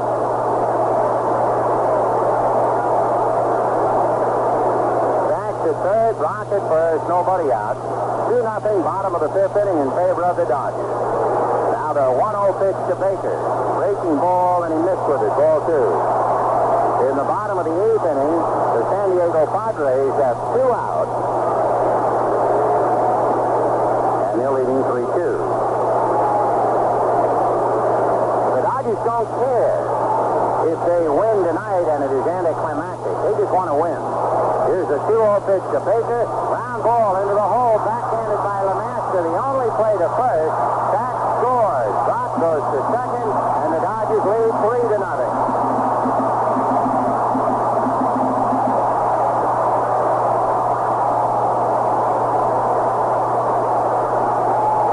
Andy McGavin begins to move around again in a giant bullpen. So Baker picks up an RBI. Guerrero. You know, you might say, oh, sure, if the Braves lose and we still have 3 innings to go, it's anticlimactic. The Dodgers don't care what the Braves do. They just want to win it right here in front of their fans. Guerrero takes ball 1. They're going to the 9th inning in San Diego. The hitters due up are Chris Chambliss, Rafael Ramirez, and Bruce Benedict. And time is running out on the Atlanta Braves at both ends, Los Angeles and in San Diego. Guerrero trying to hammer one if he can get it. Rocket second in this highly enthusiastic crowd, roaring as Guerrero tries to check, but he can't, and it'll be a strike. Paul Runge, the first base umpire, calling. 1-1. All right, the Braves are at bat in the 9th inning, and Chris Chambliss will start it off. Waiting. 1 ball, 1 strike.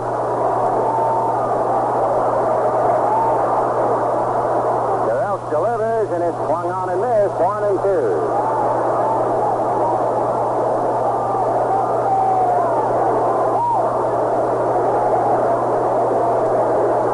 Here in the inning, Stack single to center, Brock single to right.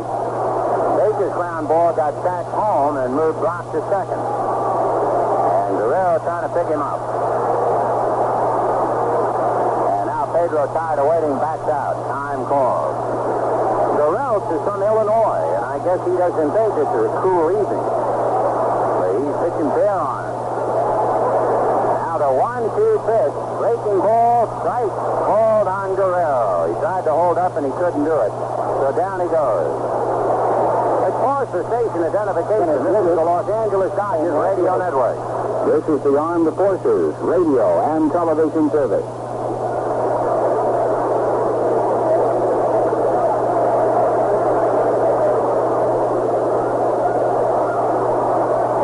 The batter now will be Kenny Landreau, and they're going to walk him.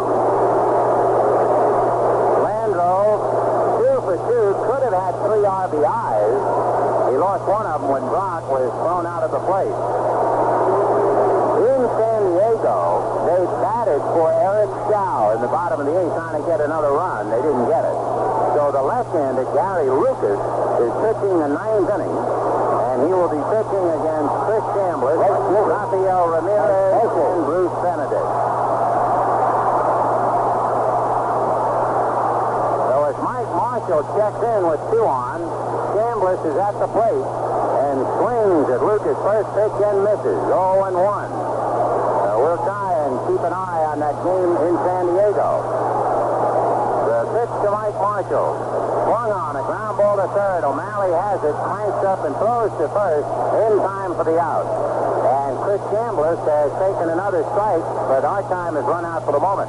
At the end of 5, Dodgers 3, Giants nothing. Syracuse figures to be the next victim for the nation's #1 college football team. The best thing the Orangemen have going for them is their 6-4 series lead against Nebraska. The last time the teams met was over 20 years ago. Actually, back in 1961, that was the year Ernie Davis led Syracuse to a 28-6 victory at Lincoln. Mike Rozier leads the Big 8 conference rushers with 617 yards in 4 games. That's an average of 154.2 per game. That's number 2 nationally on the list among top rushing backs. Quarterback Turner Gill leads the conference in passing efficiency, 31 completions and 49 attempts, 608 yards and 5 touchdowns, and he has not been intercepted this season. As a team, Nebraska leads the nation in rushing offense, total offense, and scoring. Another big favorite Saturday, second-ranked Texas over Southwest Conference rival Rice. Number 3, Iowa will visit Illinois. 4th-ranked Alabama takes on Memphis State. Number 5, North Carolina visits Georgia Tech. A key game in the East finds number 20 Pittsburgh at 6th-ranked West Virginia. 7th-ranked Oklahoma visits Kansas State. Number 8, Georgia, is home against Mississippi State. Number 9, Florida plays at 13th-ranked LSU. And number 10, Auburn, will take on Florida State. So that's a look at what's coming up Saturday for the nation's top-ranked UTI college football team. We're going to the 6th inning. The Dodgers leading the Giants 3-0. And a report out of San Diego, Chris Chambliss led off the inning against Gary Lucas and struck out. So there's 1 out in the 9th inning. And the Braves are down to their last 2 outs. Rafael Ramirez and Bruce Benedict are the hitters back-to-back. Evans, Clark, and Leonard due up here in the 6th. And Fernando on the first base side now moves over to the third base side of the rubbers and looks down, goes to the windup, and makes the 6-7. And the first one is low, ball 1, 1-0. There's a ground ball and a throw to first, 2 out in San Diego. And the batter is Bruce Benedict. I would think that the Dodgers would show some enthusiasm when they get the word. 2 out in the 9th inning, 3-2 San Diego. Evans takes low, ball 2. Bruce Benedict is the batter. After Chambliss struck out and Ramirez grounded out, Benedict, who has hit .400 against the Padres this year, is at the plate. And the pitch to Evans is outside. Gary Lucas trying to nail it down, and the left-hander delivers, and Benedict fouls it away, and the count 0-1. And the Dodgers are a couple of strikes away from the National League Western Championship. The 3-0 pitch to Evans is a strike. So the Braves have battled long and hard, and boy, they refused to quit. They hung tough.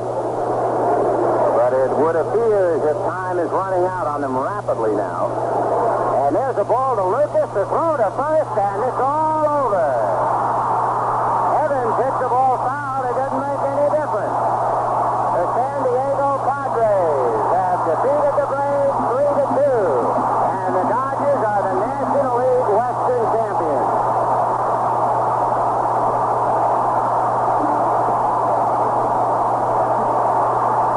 Diamond Vision is picturing the Dodger dugout. The crowd standing and applauding. And Evans and Clark packed away. Fireworks go off in the background. It was a long time coming, but it finally got here. It was a long time coming, but it finally got here. The Western Division flag for a team that was supposed to be rebuilding, for a team that had traded away the stars like Steve Garvey and Ron Shea, and a team that had really been bad-mouthed so much early in the year. Evans strikes out. 1 down in the 6th, and the air is full of torn papers here at Dodger Stadium. And I think if this crowd could, they'd have an entire curtain call for the ball club. And the fellas in the dugout waving out to the guys who really got him there. All of the players in the field right now. Brock and Sack and Russell and Guerrero and Baker and Landro and Marshall and Jack Simple, of all people, behind the plate. And Fernando on the mound, and he delivers to Clark, ball 1. But it is all academic now. This game is suddenly meaningless as the Braves have lost 3-2. And the Dodgers have a date Tuesday night with the Philadelphia Phillies. So the Weeze kids, the team built with old men, will be going against the team that was supposed to be in transition, the team with the kids. 2-0, the count, and Jack Clark takes high. So it'll be a study in contrast indeed. As beginning Tuesday night, the National League Championship Series will involve the Philadelphia Phillies and the Los Angeles Dodgers. The crowd applauding, a lot of them looking up towards Tito O'Malley's spot. And Joe Lasorda, along with Lori Lasorda, her daughter, standing up, turning and applauding. The 3-0 pitch to Jack Clark is in for a strike, and the count 3-1. So it is a festive night indeed. As the Dodgers, it was a little like taking some of their thunder away to have the Braves lose. The Dodgers wanted to win it here. So the next best thing is to just beat the Giants for old time's sake. Fly ball to right, and Mike Marshall catches it for the second out.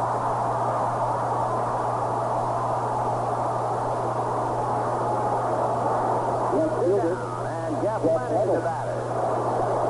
Leonard has grounded to short and flied to left. So the right-hand hitter 0 for 2.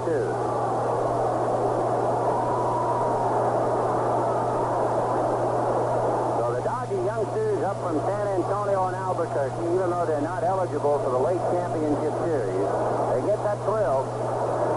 In the dugout, they have played, although used sparingly and carefully in the last 2 weeks. They have all played, and they were there with the big guys when it happened. Leonard swings, doesn't get it, 0-1. So the Dodgers 3, the Giants nothing, and Fernando just trying to put the icing on the cake here in the 6th inning. Now you wonder whether they're going to have Fernando pitch the whole game or not. I mean, it's not important. Fernando checking, Leonard waiting, and the strike 1 pitch on the way. And the fastball in there, strike 2. The Dodgers, who were short, so much short, they were not really sure of their pitching in the next 2 games in the series. Now, of course, they can rest, get people a little work to keep them sharp. That's why we wonder whether Fernando would try to go all the way or not. No balls and 2 strikes to count to Jeff Leonard. And a through ball got it, and that's that. That's a half a dozen strikeouts for Fernando. And at the end of 5.5 innings, the Western Division champions 3 and the Giants nothing. So the San Diego Padres have eliminated the Atlanta Braves from the National League Western Division Championship. The line score on that game for San Diego to win it, 3 runs on 6 hits, no errors. And for Atlanta, 2 runs, 7 hits, and no errors. Shao got the win for San Diego, and Nico took the loss for Atlanta.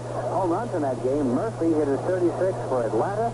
McReynolds hit his 4th for San Diego, and Bonilla hit the game winner for San Diego in the 2nd inning with nobody on, and that was it, his 4th home run. He doesn't hit a lot of home runs. Ironically, Bonilla got into a lot of hot water with the Los Angeles Dodgers after a series against San Diego, and if you ask the Dodgers what one player they probably detest the most in baseball, let alone the Padres, they'd probably say Juan Bonilla, who had the audacity to call their...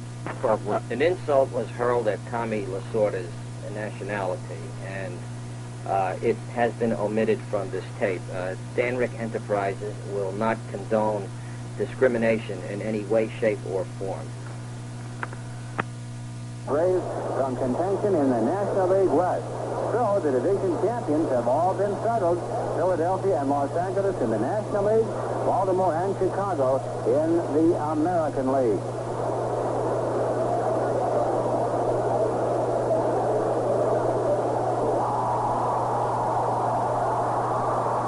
Stadium, a great scene in the bottom of the 6th inning.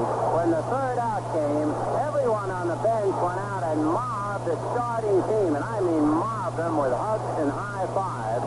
Then the entire team went into the dugout, and then en masse, the entire team came out of the dugout and applauded the fans. And if ever a team should have applauded the fans, it would be the 1983 Dodgers, because the fans stayed with them through the thin and the thick, and there was an awful lot of thin. Remember those days in April, May, June, and July, even to the middle of August, when there were 6.5 games back. But the crowd, the 10th man, so to speak, gave them the support that they needed. And with the Giants on the field, the Dodgers do not have anybody coming up to hit. And now, the umpires come over to Lasorda and say, are we going to play this game or not? And Lasorda said, yes, we're going to play with a change of characters. And first of all, Sid Green, Dave Anderson, people like that figure to see action. And the first one to come up is Dave Anderson. You know, it would be nice. I don't know if thought we could get Fred Clare to call the dugout, but especially the starting lineup. Bill Russell should take a curtain call. He shouldn't just disappear into the night and go back to the clubhouse. Russell individually should come out, and then each of them. Certainly the starting lineup, the fellows who played the majority of games. It would be a nice idea, but for all we know, Russell is already back sipping the bubbly. So Dave Anderson is at the plate, and Dave backs off and takes ball 1. It is anticlimactic, the remainder of the game, in only the sense that it is now history. The Dodgers have done it. Anderson hits a high fly ball to left field. That goes Leonard. It's gone! Oh, what a moment for him!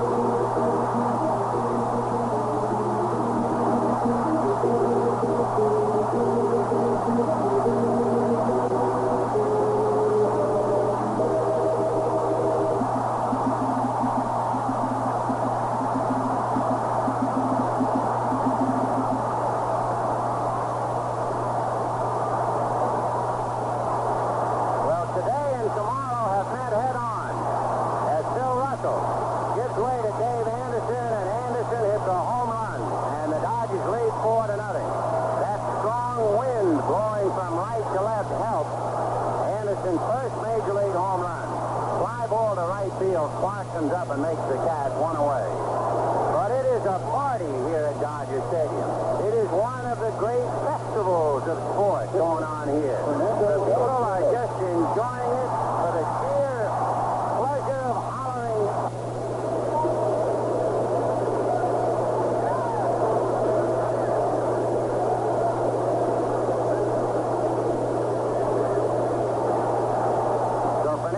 Popped up and flied out. He's 0 for 2. Derrells delivers, and Fernando fouls it back. There is no one throwing in the Dodger bullpen. So Fernando will pitch a little bit longer at least. The strike 1 pitch is swung on and fouled away. 0 and 2. Bob Brenly got a little bit of that. So we will see a few changes, I'm sure, in the Dodger lineup. The strike 2 pitch. Fernando, a bouncer over the mound. Big hop to second baseman Youngblood has kept him 2 down.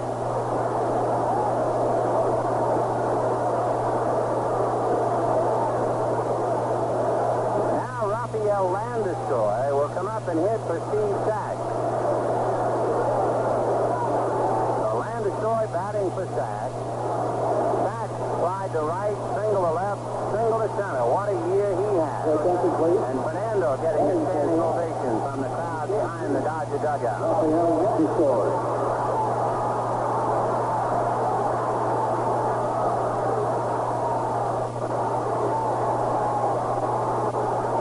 On deck is Greg Brock, so he'll stay in, at least for 1 more at-bat. 2 down, 6th inning. Dodgers 4, Giants nothing. And the pitch to Landeskog is low, ball 1, 1-0. Now the 1-0 pitch, and a 1-hopper backhanded by Darrell Evans brings it to the bag. 1 run, 1 hit. Dave Anderson, first major league home run. And at the end of 6, Dodgers 4, Giants nothing. Early in the morning, Continental pilots say they'll ground the airline with a strike. But ABC's Dennis Trout in Houston has his doubts about that. At this point, it doesn't seem likely. Okay, we go along into the 7th inning of the ball game. Now the Dodgers making some wholesale changes. And we'll give them to you as we get a chance. For the Dodgers, we'll have Green playing first base, Landeskog playing second, Anderson is at short, Guerrero at third, Grundy in left, Thomas in center, and Maldonado is around in right. So the Dodgers make those changes, and we'll pencil them in for you. And the Giants come on now. Fernando's still on there pitching. I assume they'll all bat on the spot, the players they're replacing. So Guerrero is still in, Temple is still in, and Valenzuela is still in. For the Giants now, Scully Davis comes on and they play in the 7th inning. So the Dodgers are in, and they're trying to keep it rolling here. They got a helping hand from the Padres. They're trying to do it themselves here.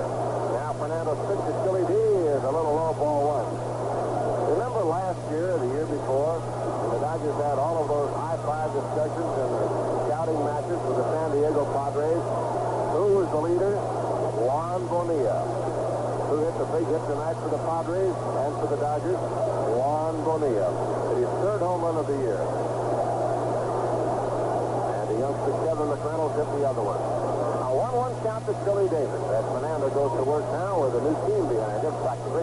Ground ball to Anderson is kicked. Well, Andy is still thinking about that pinch hit home run that he had. So Anderson, who's got his career first, a pinch hit home run batting for Russell, stays in the game. Second base, the first chance on the ground. So Anderson letting one get away. The Dodgers, of course, would like to win this game. They're not just going to give the game away. They want to win the game and beat the Giants for the fifth time this year.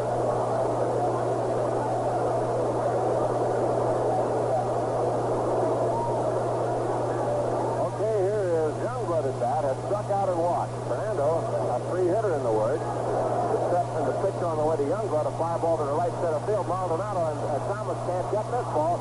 It's going to go through to the track. And here comes Davis around third, and he's going to score. And it is 4-1 in favor of the Dodgers. A double for Youngblood into the right center field gap.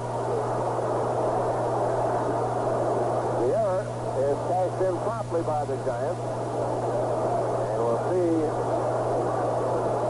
O'Malley, the third baseman, coming up now. So the Giants get their first run of the game. Even though the Dodgers have clinched it with the help from San Diego, the Giants would really like to win this ball game. So there's a lot going on down there still, even though the Dodgers have made wholesale changes now.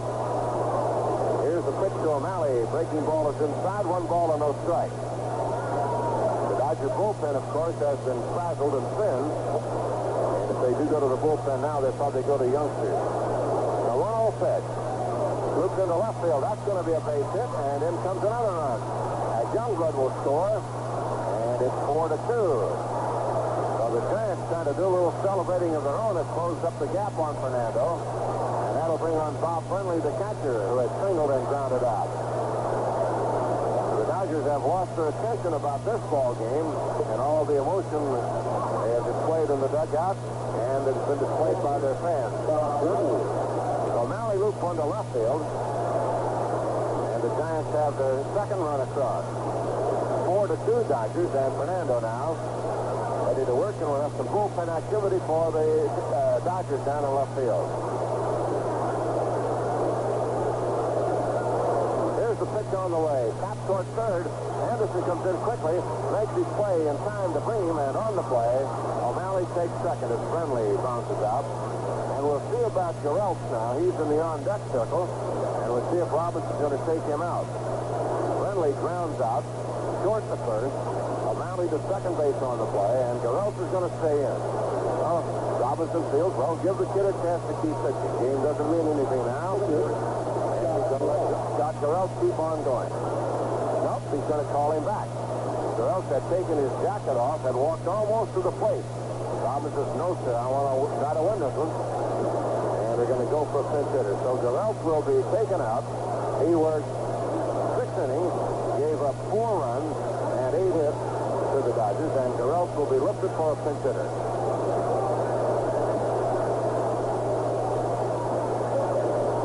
For the Dodgers in the bullpen, right-hander Orel Hershiser, who just yesterday was added to the list of eligible players for the postseason activity.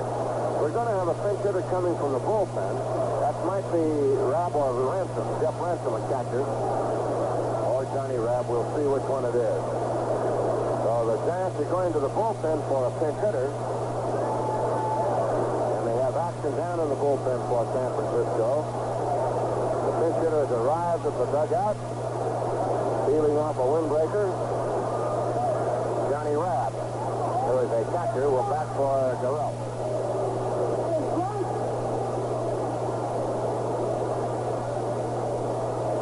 Dodgers lead the Giants 4-2, and now Paranowski is going to jog out to the mound and talk to Guerrero and Fernando, who are standing near the mound. It's been a long wait here, a couple of interruptions while Fernando was pitching in the 6th inning. The word came through on the scoreboard that the Padres had won, and so now He has to wait again for the pinch hitter to come up with a runner at second base. One of the runs in the inning is an unearned run as Anderson kicked Davis ground ball to start the inning. But Fernando, with a 14-10 record, would, of course, like to get a victory here. But it's not earth-shattering now. The Dodgers will almost immediately start to formulate their plans for the pitching rotation in the playoffs against Philadelphia. Now Fernando will make a few pitches while we're waiting for Rabb to come on. And here comes Rabb to take over and pinch hit. Johnny Rabb, a catcher, hitting .219, 1 home run, 13 RBIs, and 1 for 5 as a pinch hitter. So on a rainy day in Los Angeles, the ground crew did a great job to get the field in shape. The weathermen cooperated. No rain. The San Diego Padres helped out, and the Dodgers trying to help themselves to number 91. And the Atlanta Braves, hats off to them. They put up quite a battle. The champions last year didn't go down easy. Pitches in the dirt, gets away from Temple, but no advance by the runner at second base, O'Malley. The Rabbit bat, a right-hand hitter. The on-deck hitter is Johnny LeMaster.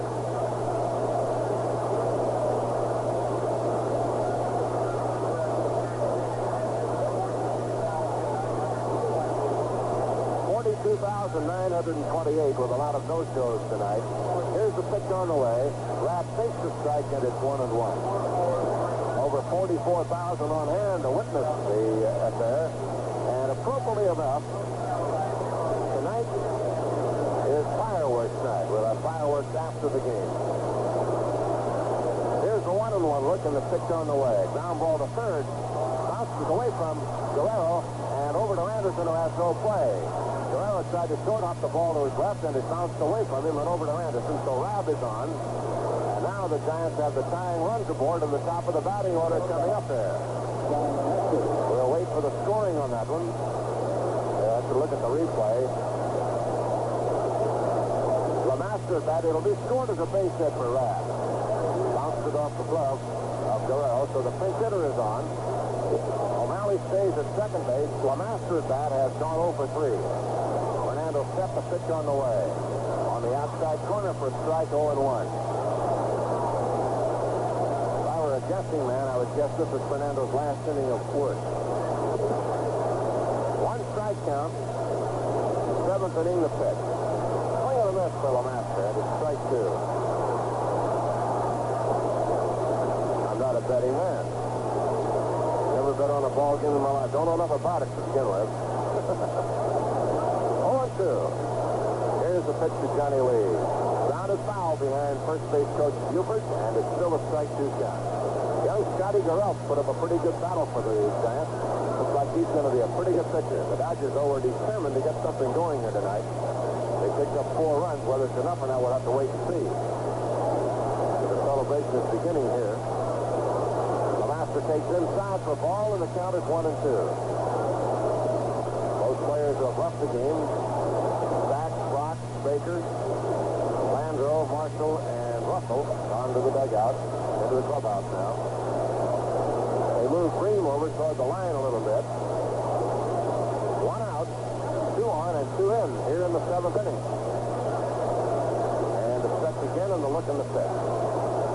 Just missed with a curveball inside, and the count is 2-2. 2 balls and 2 strikes. Only one other time can we remember the Dodgers winning the championship while they were still on the field. That was in 1974 against Houston.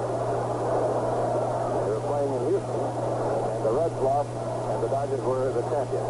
Next pitch high for a ball, 3-2. But all the other times they've had to do it themselves, and it's been a struggle. Now Fernando is struggling here in the 7th. Got him in a little jam, then a double by Youngblood, a single by O'Malley. A ground out on an infield hit by the pinch hitter. And a 3-2 count. LeMaster waiting, the runners go, and the pitch is strike 3, call throw to third base, double play. O'Malley is surprised as he comes in standing up. LeMaster called out on strike, and O'Malley running into a double play. For Fernando, strikeout number 7, and the double play goes 2K25. So the Giants are gone to the 7th inning, and the score going to the bottom of the 7th, 4-2 Dodgers. On On the scoreboard in the American League, Chicago and Seattle, Lamar Hoyt trying for his 24th victory of the season, but at the moment that game is tied at 4-4, and it's now in the top of the 7th inning with Chicago coming to bat at the Kingdome in Seattle. New York and Baltimore in the first game of a scheduled doubleheader. They'll never finish that second game because of the American League curfew, but in the first game, Baltimore is leading New York by the score of 3-2 with the Yankees sitting in the top of the 9th inning. And that's it as far as games in progress in Major League Baseball. Final scores to report for you. In the American League, Milwaukee 6, Detroit 2, Cleveland and Boston have finished. Boston winning that one by the score of 10-0. And Toronto shut out Minnesota by the score of 8-0. Kansas City and Oakland postponed rain doubleheader on Saturday.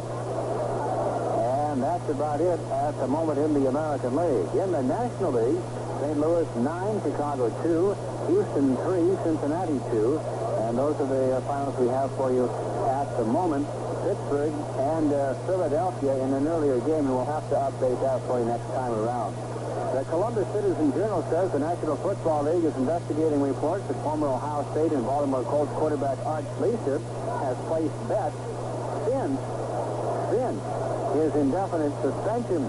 And the report says Warren Welch, the head of NFL security, received a complaint that Schlichter had bet with the Columbus area gamblers since telling the FBI in March of his substantial gambling debt. Let's pause for station identification. This is the Armed Forces Radio and Television Service.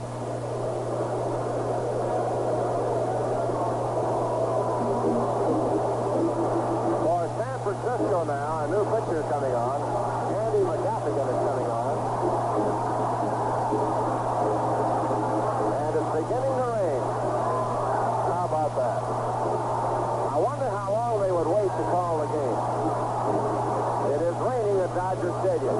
Well, the weatherman waited long enough. He waited until the Dodgers had clinched it.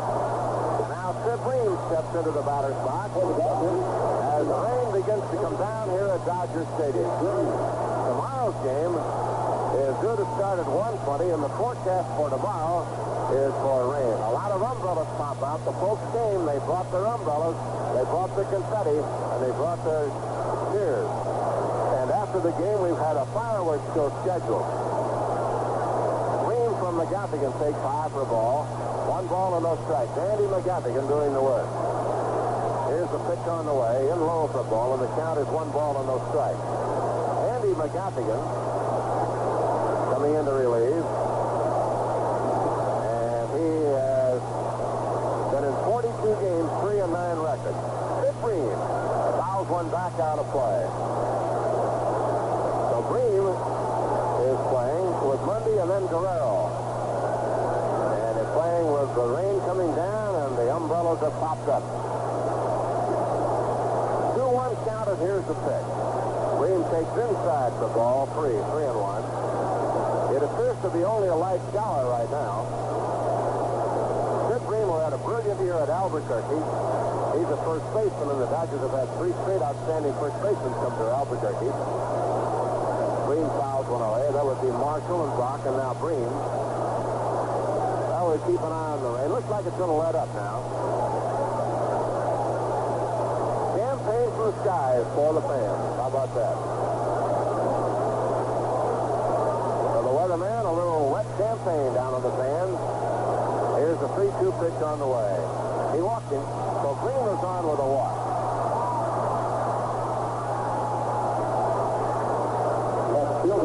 Garrell's work, 6 innings, gave up 4 runs and 8 hits. Walked 4, struck out 4. Here's Rick Mundy at bat. Mundy, one of the old veterans on the team, the hero of 1981 playoff victory against the Montreal Expos in Montreal. That wet Monday afternoon a couple of years ago. Mundy up for his first at bat. Bream is on first base. McGaffigan 6. Oh, it's a ground ball to Evans. Falls down, gets up, goes to second for 1. Back to first base, not in time. Good play by Evans. Takes the base hit away from Mundy and turns it into a force out. Well, Evans battling that one. We have one down, and the batter will be Pedro Guerrero. This will probably be Pedro's last at bat of this game. Expect to see him come out and Rivera come on. So Pedro coming up now with 1 out and 1 on in the 7th inning.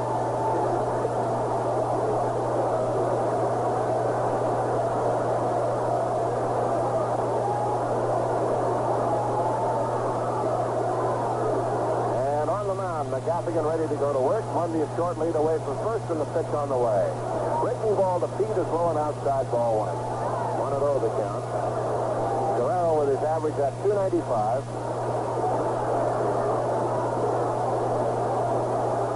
4-2, the Dodgers are leading.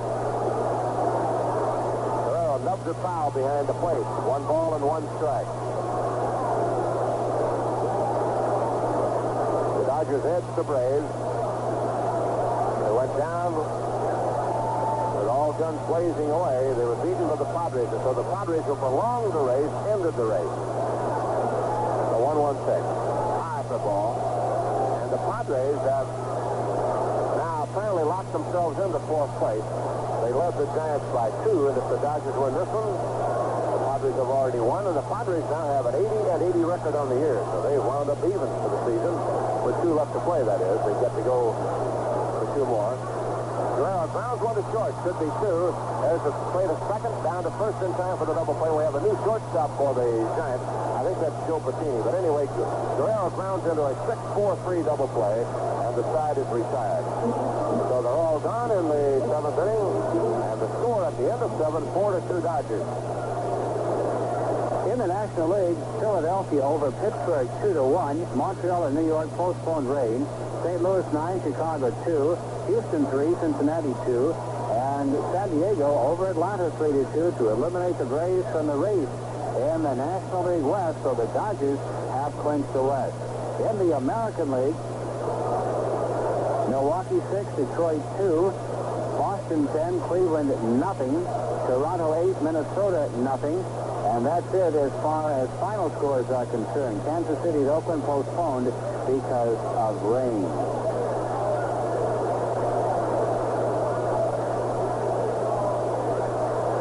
Jim Colbert, 8 under par 62, pushed him to the lead in the Texas Open Golf Tournament in San Antonio, Texas. Colbert 62 was the career low round, and his 36-hole 12 under par total, the best this year on the PGA Tour. His round included an Eagle 3 on the 10th. Wally Armstrong is second, 1 stroke behind Colbert, while George Cadler's 2 back in 3rd place. Defending champion Jay Haas shot a 64. He is 5 strokes off the pace. Colbert is going after his 8th career win. He won earlier this year at the Colonial. Okay, we go along into the 8th inning. Set the lineup correctly for you. McGaffigan is batting in the number 1 spot. For the Dodgers now, Oral Hershiser will take over and replace Fernando Valenzuela.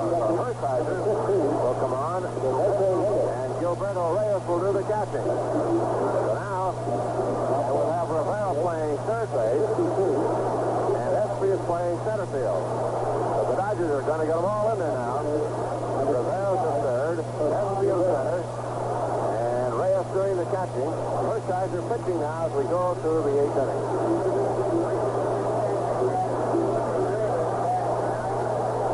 Fernando worked 7 innings, gave up 2 runs, and 6 base hits, struck out 6, and walked 1. And Hershiser will come on and bat in the number 5 spot, so we'll put Rivera at the bottom of the batting order, number 9. Oh, what a mess the scorebook. Just like spring training. Everything just like spring training, all over again. I think the game in Cincinnati Monday night was the worst, though. 49 players. Well, you to talk, write them down, and do all that at one time, it's impossible. First pitch from Hershiser to Darrell Evans is outside, ball 1. Hershiser batting 4th for Guerrero, and Rivera batting in the 9th spot. I believe that's the way they stay at it. And Reyes hitting 8. That's the way they'll leave it. Well, we'll play it by ear, okay? You know, we won't worry about the scorecard. As they come up, we'll tell you who's there. Pitch to Evans. Fly ball to left center field. Esty has a beat on this one. It's a long way out there, though. And it's into the seats. Alcee has a beat on it. Watches it fly out of here as Evans gets his 30th home run of the year. Darrell Evans got that one up and drove it out of here. A home run for Evans, and it's a 4-3 ball game. For Evans, he gives himself a high five and comes through the dugout. And for Darrell Evans, one of the game's great people, home run, number 30 for Darrell, his third of the year against the Dodgers. Here's Jack Clark at bat, and all of a sudden now, the Giants have the tying run coming to the plate. But Evans hitting his 30th home run of the year. Clark takes one low for a ball, 1 ball and no strike. Darrell Evans has hit 30 home runs this year. The only other time he hit more than that was in Atlanta in 1973. 10 years ago, he hit 41 home runs. So congratulations to Darrell for getting his 30th and having his second best home run year of his career. Clark waiting, a 1 ball and 1 strike count. 4-3 score, the Dodgers holding on. And the pitch is rolling outside for ball 2, 2-1. Fernando going 7 innings, giving up 2 runs and 6 hits, 1 run unearned. Hershiser, as we say, was added to the roster earlier. The bouncing ball hit up the middle. And Clark is on with a base hit, his second hit of the game.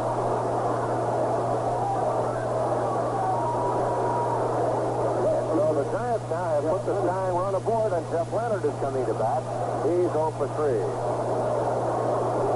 And Hershiser, as we mentioned, added to the roster for the playoffs and the postseason activities, replacing Steve Howe.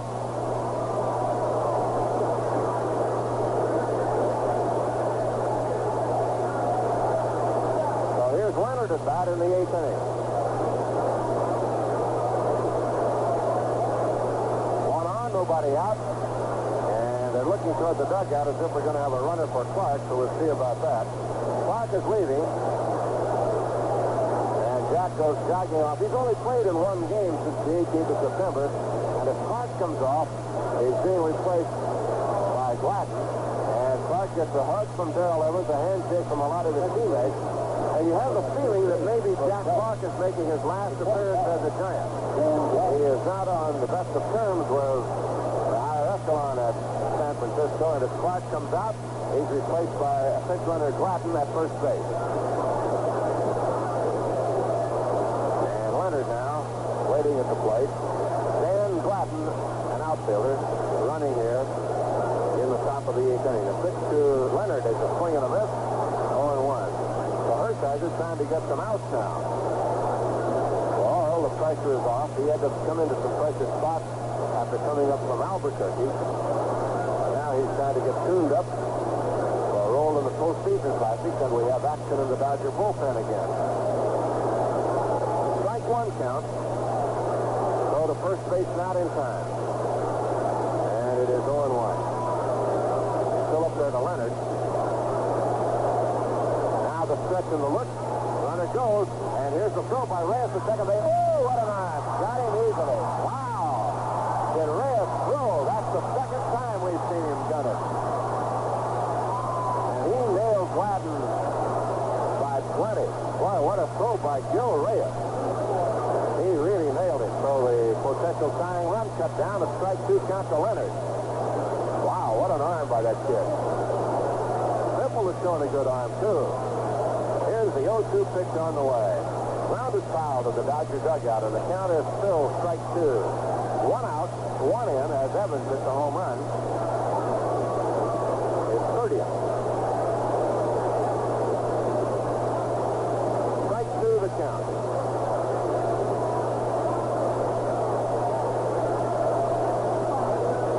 Here's the pitch. Inside, spins him around, and it's 1-2. Hershiser pitching in tight to Leonard. 1 ball, 2 strikes, 1 out.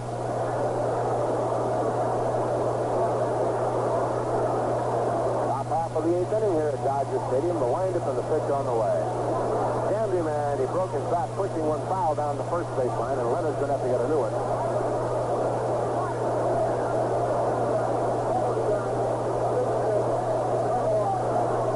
Now Reyes goes to the mound to talk to Hershiser. They, of course, were teamed up for a while at Albuquerque this year.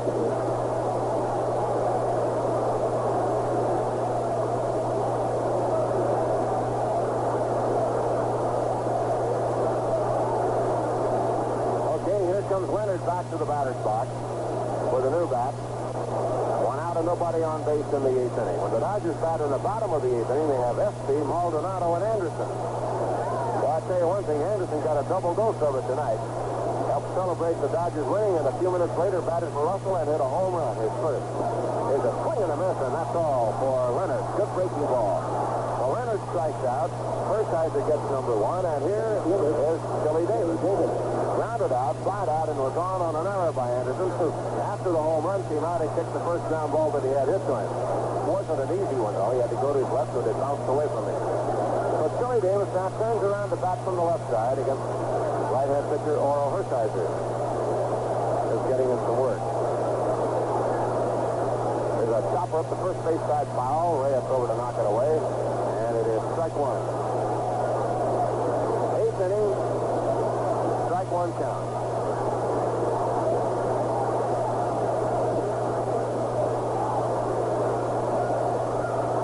0-1 the Reedy here in the 8th inning. Davis waiting. And the pitch on the way. Popped up on the left side. Rivera, the third baseman, backing across the line, and that's all. Side retired. Home run by Evans. 2 hits. None left. The score going to the bottom of the 8th inning. Dodgers 4 and the Giants 3. Mark Gastineau, defensive end for the New York Jets. He wears jersey number 99. You see him on the highlight films, perhaps. And he got into it with the Los Angeles Rams last week. He goes into that little war dance here after sacking a quarterback. And finally, somebody took exception of it and got into a pushing contest. Both benches empty. Not too much happened. But tell you what. Don't go looking to find Mark Gastineau in Studio 54 in New York anymore, because he is no longer welcome in Studio 54. He got into an arm wrestling contest. You know, you put your elbows in the thing and go after it. Well, he lost to a 175-pound bartender in that arm wrestling contest. Sparked a 20-minute brawl. 3 people were injured, including one man who suffered a broken nose. And Gastineau reportedly was in a bad mood earlier in the night because of the Jets' plans to move out of New York City to New Jersey. Okay, let's get back. This first base on catcher's interference, so the inning is not over. And now Youngblood has mounted a single to shortstop, and the Giants have the tying run at second base. So an error starts on Gil Reyes, the young catcher. As soon as the Giants hitter Davis went down the first baseline and made a turn, the Dodgers left the field, but then they were called back on catcher's interference. Dave Pallone, the catcher, the umpire behind the play, ruled that Reyes had interfered with him. And so now Youngblood is on with a base hit, and this inning is still alive, so the top of the 8th is not over. As Hershiser delivers a strike, and it is 0-1. A little weirdy going on here tonight. Error on Reyes. Second time we've seen catcher's interference call recently against the Dodgers. In other words, the catcher's glove tips the batter's bat, and that awards the batter's first base. No time at that, and the catcher gets an error. So a 1-1 count now to O'Malley, trying to put the Giants even in the game here in the 8th inning. Okay, Hershiser up with the arms and the 1-1 pitch. Ground ball to shortstop. Anderson there into second, and now the inning is over. We're waiting to see if it's catcher's interference. Nope. It's officially over. So it is 1 run on 3 hits and 1 error, and the Giants leave 2. And the score at the end of 7 1/2. Dodgers 4, Giants 3, and Jack, if you have nothing to do, I'll keep it right here. You got a commercial for me? Okay, this word. The Dodgers do their own commercials from the broadcast booth, and I I knew Dogger was in trouble since television was still covering this game. We mentioned earlier, if you're doing this, the Braves and the Dodgers did quite a cooperative effort, because the Braves playing in San Diego against the Padres, the Dodgers up in Los Angeles playing against the Giants, and both teams got broadcast lines to each ballpark. So down in San Diego, the Braves announcers could watch the television feed of the Dodger game up north. And at Dodger Stadium, the Braves arranged for a broadcast line to the broadcast booth at Dodger Stadium, so the Dodgers announcers could see what was going on down south. So that's why earlier in this game, you got practically a play-by-play. The final pitch, and that the pitch that ended that ball game that enabled San Diego to beat Atlanta 3-2 and clinch the National League West Championship for the Los Angeles Dodgers. So anyway, that's what Doggett had to do. And as we mentioned, I was just waiting him to figure out if he's going to fill for this time, or he said, no, we'll get that commercial in anyway. So they got a 2-for-1 deal on this one. And again, we don't ever complain about that, because that gives us more chance to fill you in on sports news. Notably, in the American League, where the New York Yankees and the Baltimore Orioles continue to battle in the first game of a rain-delayed doubleheader at Memorial Stadium in Baltimore.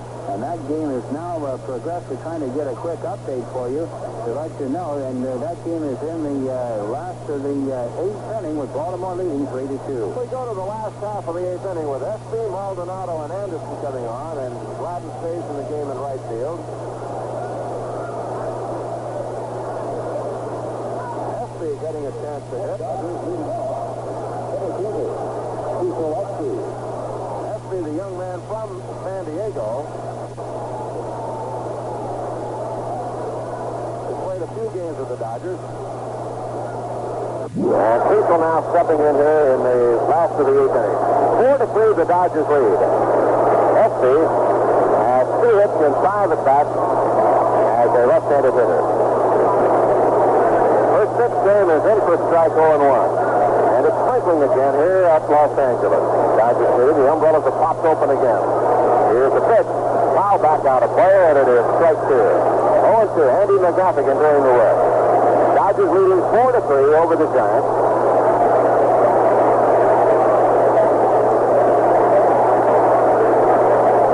Rain coming down lightly.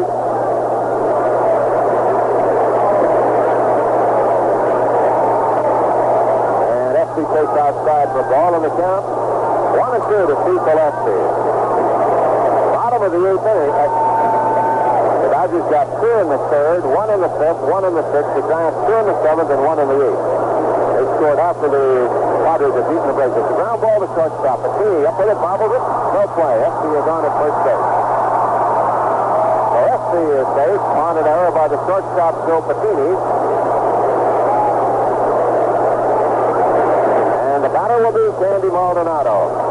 Maldonado's been here most of the year. Sandy Maldonado. Dave Anderson is on deck.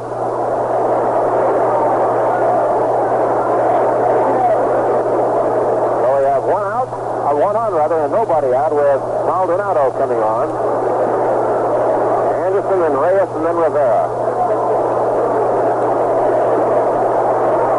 Rizzo coming down.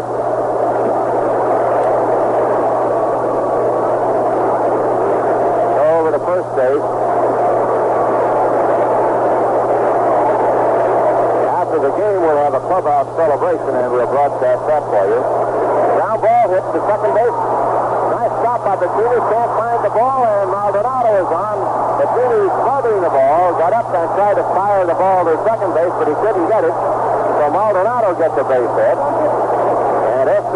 beating the play to second base. And that will bring on Anderson, Dave Anderson. Hit a home run his first time up. The rain is coming down now. In the 8th inning. 2-1 and nobody out with Anderson at bat. Maldonado getting a base hit. Anderson at bat. Evans plays in. They might bunt here. Trying to get the extra run. Here's a look, and Anderson takes low. He was not bunting. The Giants have pulled the infield up at the corner looking for a bunt. Herman Rivera is on deck. He's batting in the number 9 spot. As soon as the word came out of San Diego, Tommy began making substitutions. And all of the starters are out of there now. Henderson bunts third base where it's foul. As O'Malley comes down the line to pick it up and make sure that his stays foul. And he bunted that time, looking like he was bunting for a base hit. It is drizzling, little rain falling. But for the Dodgers, who really had to battle adversity this year, and I tell you, this was a year of changes. A new era beginning. A lot of other problems. A lot of personal problems for some of the players. It stood all of that to win as a bouncer first base side, and it'll be picked up there by Darrell Evans, who tags out Anderson as the runners move over. It was a full swing for a ground out, and the batter now will be Gilberto Reyes, the rookie catcher. He showed a fine arm in nailing Gladden down the field in the top of the Reyes, the young kid who was with the Dodgers for a while. When Sosa went out earlier, Reyes was brought up. He's 19 years old. He won't be 20 until December. Reyes, in the times he's been up, is hitting 172. 5 hits and 29 at bat. And Reyes at bat, and Reyes looking for his first RBIs of his big league career. And the pitch to him, a fly ball to left field. Might be deep enough. Espy at third is tight. Leonard makes the catch, and here comes Espy to the plate. The throw down is going to be good, and Espy is out, and the inning is over. So Espy cut down, and that's the second time that Leonard has thrown a runner out at the plate. He did it earlier, getting Brock in the first inning. No runs, a hit, an error, and a man left, and the score going to the ninth inning, 4-3, Dodgers. We will be going down to the Dodgers dressing room if the Dodgers Network does so, and they have indicated that they will. However, we understand that Dodger manager Tommy Lasorda has asked the news media for a 5-minute period before they get in there. That's right after the game. And we can understand why. He wants to talk with his players and possibly thank them dearly for coming through this year, primarily because everybody figured this was going to be a rebuilding year for the Dodgers. They got rid of a couple of their stars. Steve Garvey was unloaded. Ron Fay was unloaded. And as a result, with a lot of younger players, most so-called experts really didn't figure the Dodgers to do too much, but they sure did. And the sort of figures he wants at least 5 minutes to thank him for it. So that's the situation there. Baseball teams are getting smarter all the time. It didn't take to figure out that most of the champagne that's down in the dressing room is sprayed rather than imbibed. And as a result, they're getting smart. They're putting up plastic shields over the dressing areas and the little dressing cubicles. They put that plastic sheeting up there so at least the street clothes don't get too wet. But I'll tell you, usually most of the writers and so forth let the so-called television superstars get in there, take all that champagne on their clothes and everything, and the writers come in and do their thing and stay relatively dry. It's really an operation when it comes time to clinching the pennant and getting into that dressing room and trying to get a story. The big key is try to stay dry if you can, and then get the story. So it'll be interesting. The Dodger Network goes down there, you'll be right there with them. For the Giants now, Brenly will leave, and we'll have a pitch hitter for him. Chris Smith is going to bat for Brenly in the ninth inning. Chris Smith. Top of the ninth inning, and the Dodgers trying to get the Giants out. McKinney is due up, but it looks like Dave Bergman's going to bat for him. And Oral Hershiser is ready to work into the ninth. Understand the Dodgers. Well, we go through this way. Tommy Lasorda is going to have a 5-minute closed clubhouse so he can get together with his players, and I know that he wants to thank them personally before all the hullabaloo of the celebration in the clubhouse. So we'll be into the clubhouse as soon as possible. Pop fly to shallow left center, and it'll drop in for a base hit. For James loops one into left center, and the Giants trying to come from behind here. 4-3 ball game, and now Dave Bergman will be the batter. So the Giants, all they're thinking about now is winning this game. They don't care that the Dodgers have clinched the division championship. Bergman is going to come on and hit. And the pitcher spot due next.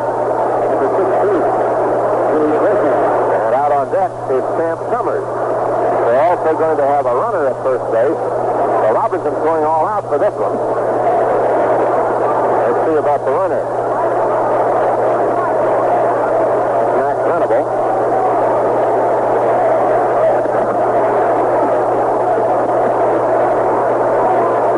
look, and the pitch on the way. Taken high and outside ball. 1 ball and no strike. 1-0 count.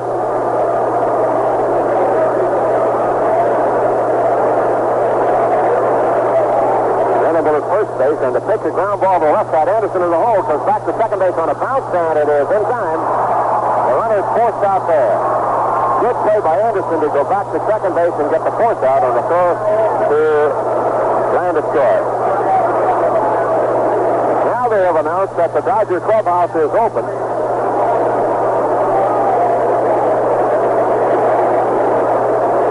All right, 1 out. And the batter now will be Summers as the pinch hitter. Well, apparently the Dodgers have changed their plans. And we'll see about our procedure now with the clubhouse open.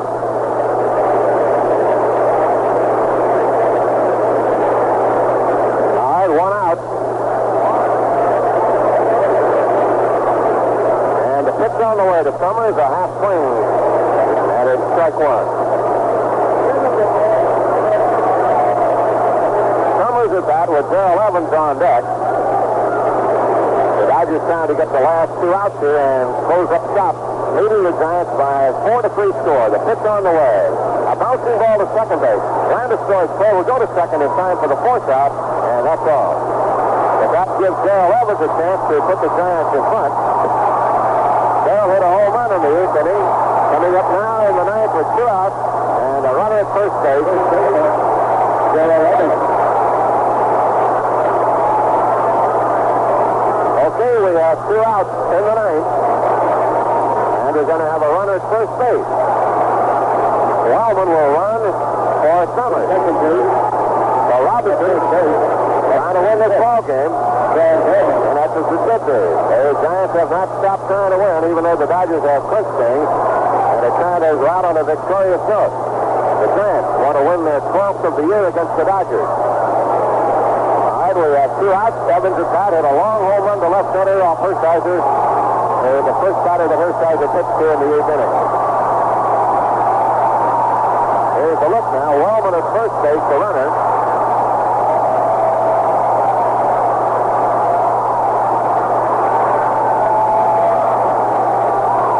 And the pitch to Evans. In there for a strike, 0-1. Strike 1 to Darrell.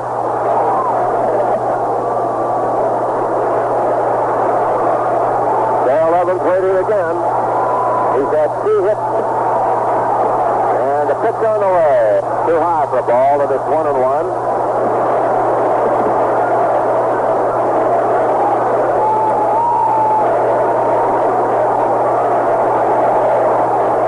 One ball, 1 strike with 2 outs. Here's a look and the pitch on the way. A bounce to the first, and that's it. The ball game is over. And the Dodgers beat the Giants 4-3. We'll have the totals after this message. And the Los Angeles Dodgers wrapping it up. And again, you always have to figure, as we have said before, when teams win. But it always seems that some writer wants to say so-and-so backed into it after they lose. And the team that needed to win loses too, like as San Diego beat Atlanta. I'm sure San Francisco beat the Dodgers. Some wacko writer put up for them the Dodgers back in. But nonetheless, they are here because they won it. As the Dodgers 4-3 over San Francisco. 4 runs, 9 hits, and 2 errors for Los Angeles. 3 runs, 10 hits, and an error for San Francisco. Valenzuela winning his 15th of the season, and Guerrero just losing. Guerrero, the loser for San Francisco, drops to 2, and 2 home runs by Anderson and Evans. And as we mentioned to you, we will be going to the Dodgers dressing room for a brief while when this we resume with the Dodgers radio network, as Los Angeles has clinched the National League West. If the Dodgers and I win their 4th championship of the division in the last 7 years under the guidance of Tommy Lasorda, and a happy crowd now ready for the fireworks show that will come, and we'll have a fireworks show boxed with champagne from the Dodger clubhouse in just a little bit. The totals on the game: 3 runs, 10 hits, and 1 error for the Giants. 4 runs, 9 hits, and 2 errors for the Dodgers. And And the winning pitcher, Fernando Valenzuela, 15 and 10. And the loser was Scott Garrell. Well, the Dodgers and the Giants play again tomorrow and again on Sunday. And the crowd now spilling out into the field, but because the condition of the field is so bad, the clubhouse celebration is being shown, and we're going to have to wait for just a little bit before we go to the clubhouse for the fun down there. So, once again, the final score in the postgame show coming right up.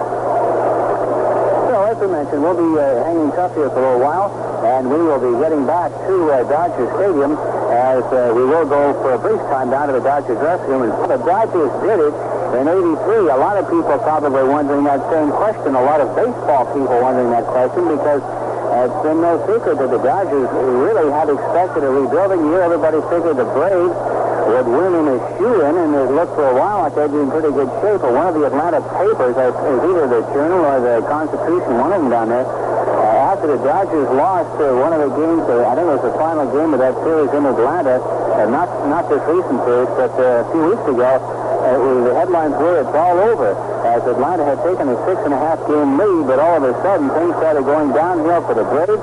The Dodgers stayed tough, and it certainly wasn't easy, but the Dodgers did it and have clinched the National League West Championship, beating San Francisco 4-3, although that score became academic after San Diego beat the Braves by the score of 3-2. So in that San Diego game, 3 runs, 6 hits, no errors for the Padres, 2 runs, 7 hits, no errors for the Braves. Shao, the winner, Nico, the loser. Murphy hit his 36th for Atlanta. McReynolds hit his 4th for San Diego, and Bonilla hit the game winner. Solo shot in the second, his 4th of the year, and that was it in that ball game. Then the Dodgers game, 4-9-2 for Los Angeles, 3 runs, 10 hits, 1 error for San Francisco. Valenzuela, the loser, the winning pitcher.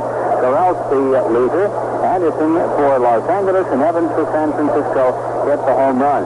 Elsewhere on the scoreboard in the American League, Baltimore and New York are battling in the first game of that doubleheader, as Baltimore's leading that game 3-2. That's in the 9th inning. First game of the doubleheader, but right now it's after 1 o'clock back east. I do not believe they'd have enough time to even start the second game. The first game was delayed over 2 hours at the start. Milwaukee 6-2 over Detroit. California and Texas win 10. The Rangers won it 4-3. Boston 10-0 over Cleveland. Toronto shut out Minnesota by the score of 8-0. Kansas City to Oakland postponed because of rain. And Seattle and Chicago are late in that ball game. Seattle leading it by the score of 4-3. Lucinski and Fisk have homered for Chicago. Lucinski hit his 32nd. Fisk hit his 26th. In the National League, Philadelphia 2-1 over Pittsburgh. They were St. Louis 9, Chicago 2. Houston over Cincinnati 3-2. And as we told you earlier, San Diego beat Atlanta to eliminate the Braves in the Western Division 3-2. There were 2 postponements because of rain in the major leagues, 1 in each league. Kansas City at Atlanta, Kansas City at Oakland in the American League, and it was Montreal and New York postponed because of rain in the National League.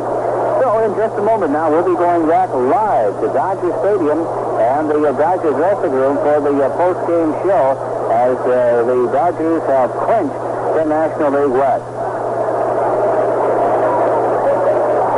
Good night at Dodger Stadium. We've had many, and this will join the group. But the noise and the fun ain't right here. No, it's downstairs in the clubhouse. So with that, let's go to Ross Porter. All right, Billy.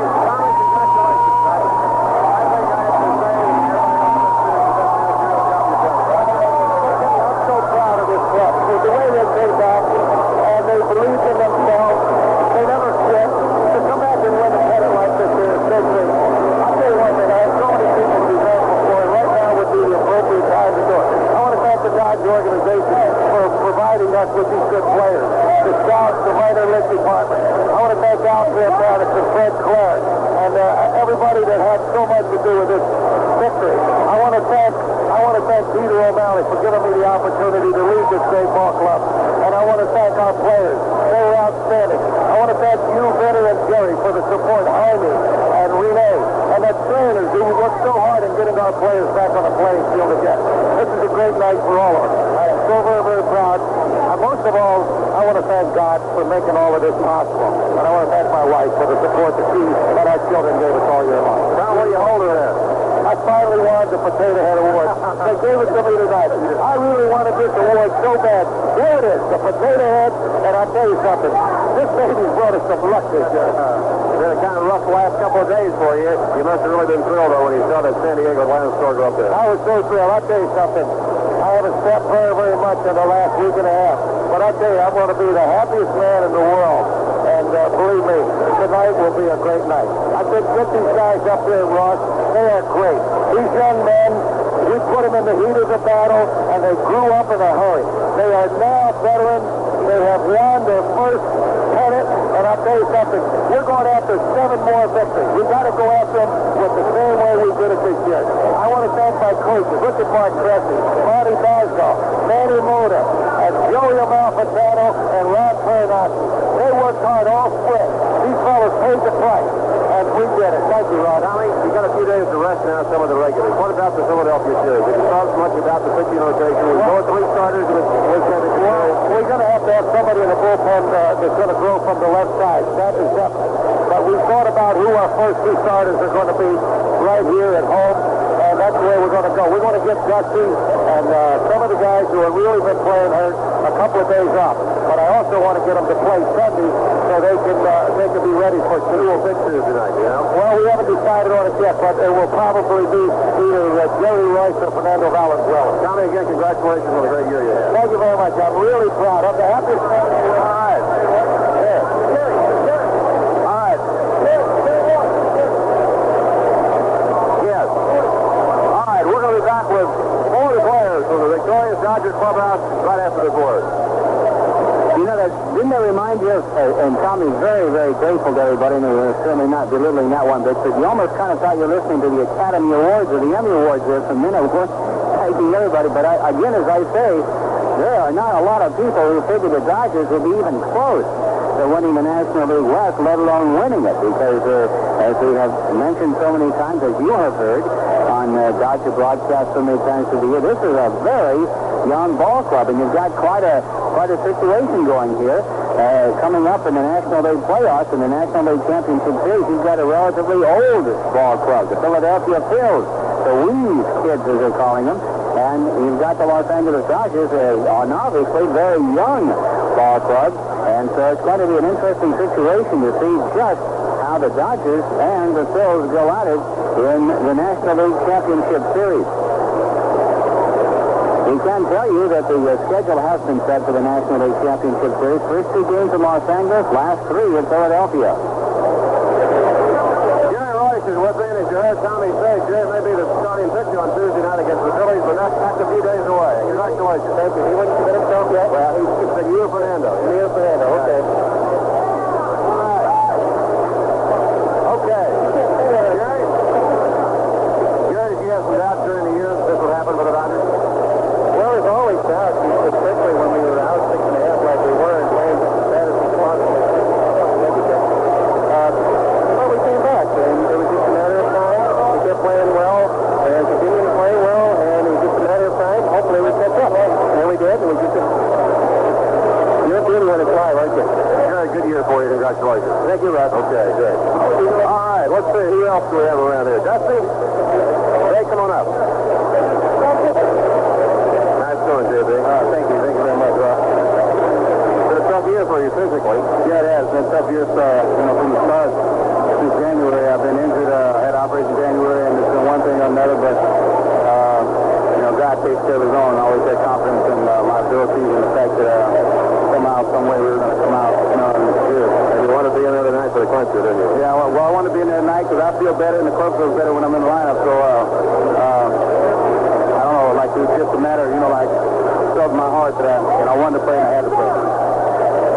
So that's the story from Dodger Stadium in Los Angeles as the Los Angeles Dodgers have clinched the National League Western Championship by beating San Francisco. It did turn out to be academic because earlier San Diego beat Atlanta. Quickly then, on October 4th, on Tuesday, the National League West Championship Series begins at Dodger Stadium. Then on Wednesday, they'll have an off day Thursday, and then Friday, Saturday, and Sunday at Philadelphia. The American League Championship Series begins on Wednesday, October 5th at Baltimore.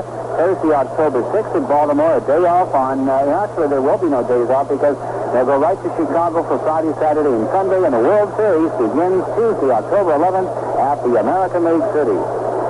This broadcast is authorized under rights granted by Los Angeles and San Francisco and intended solely for the entertainment of the AFRTS listening audience. Finally again, Dodgers 4, San Francisco 3. The Dodgers have won the West. Now this is Ken Allen speaking for Art Sharp. This has been a presentation of AFRTS Sports.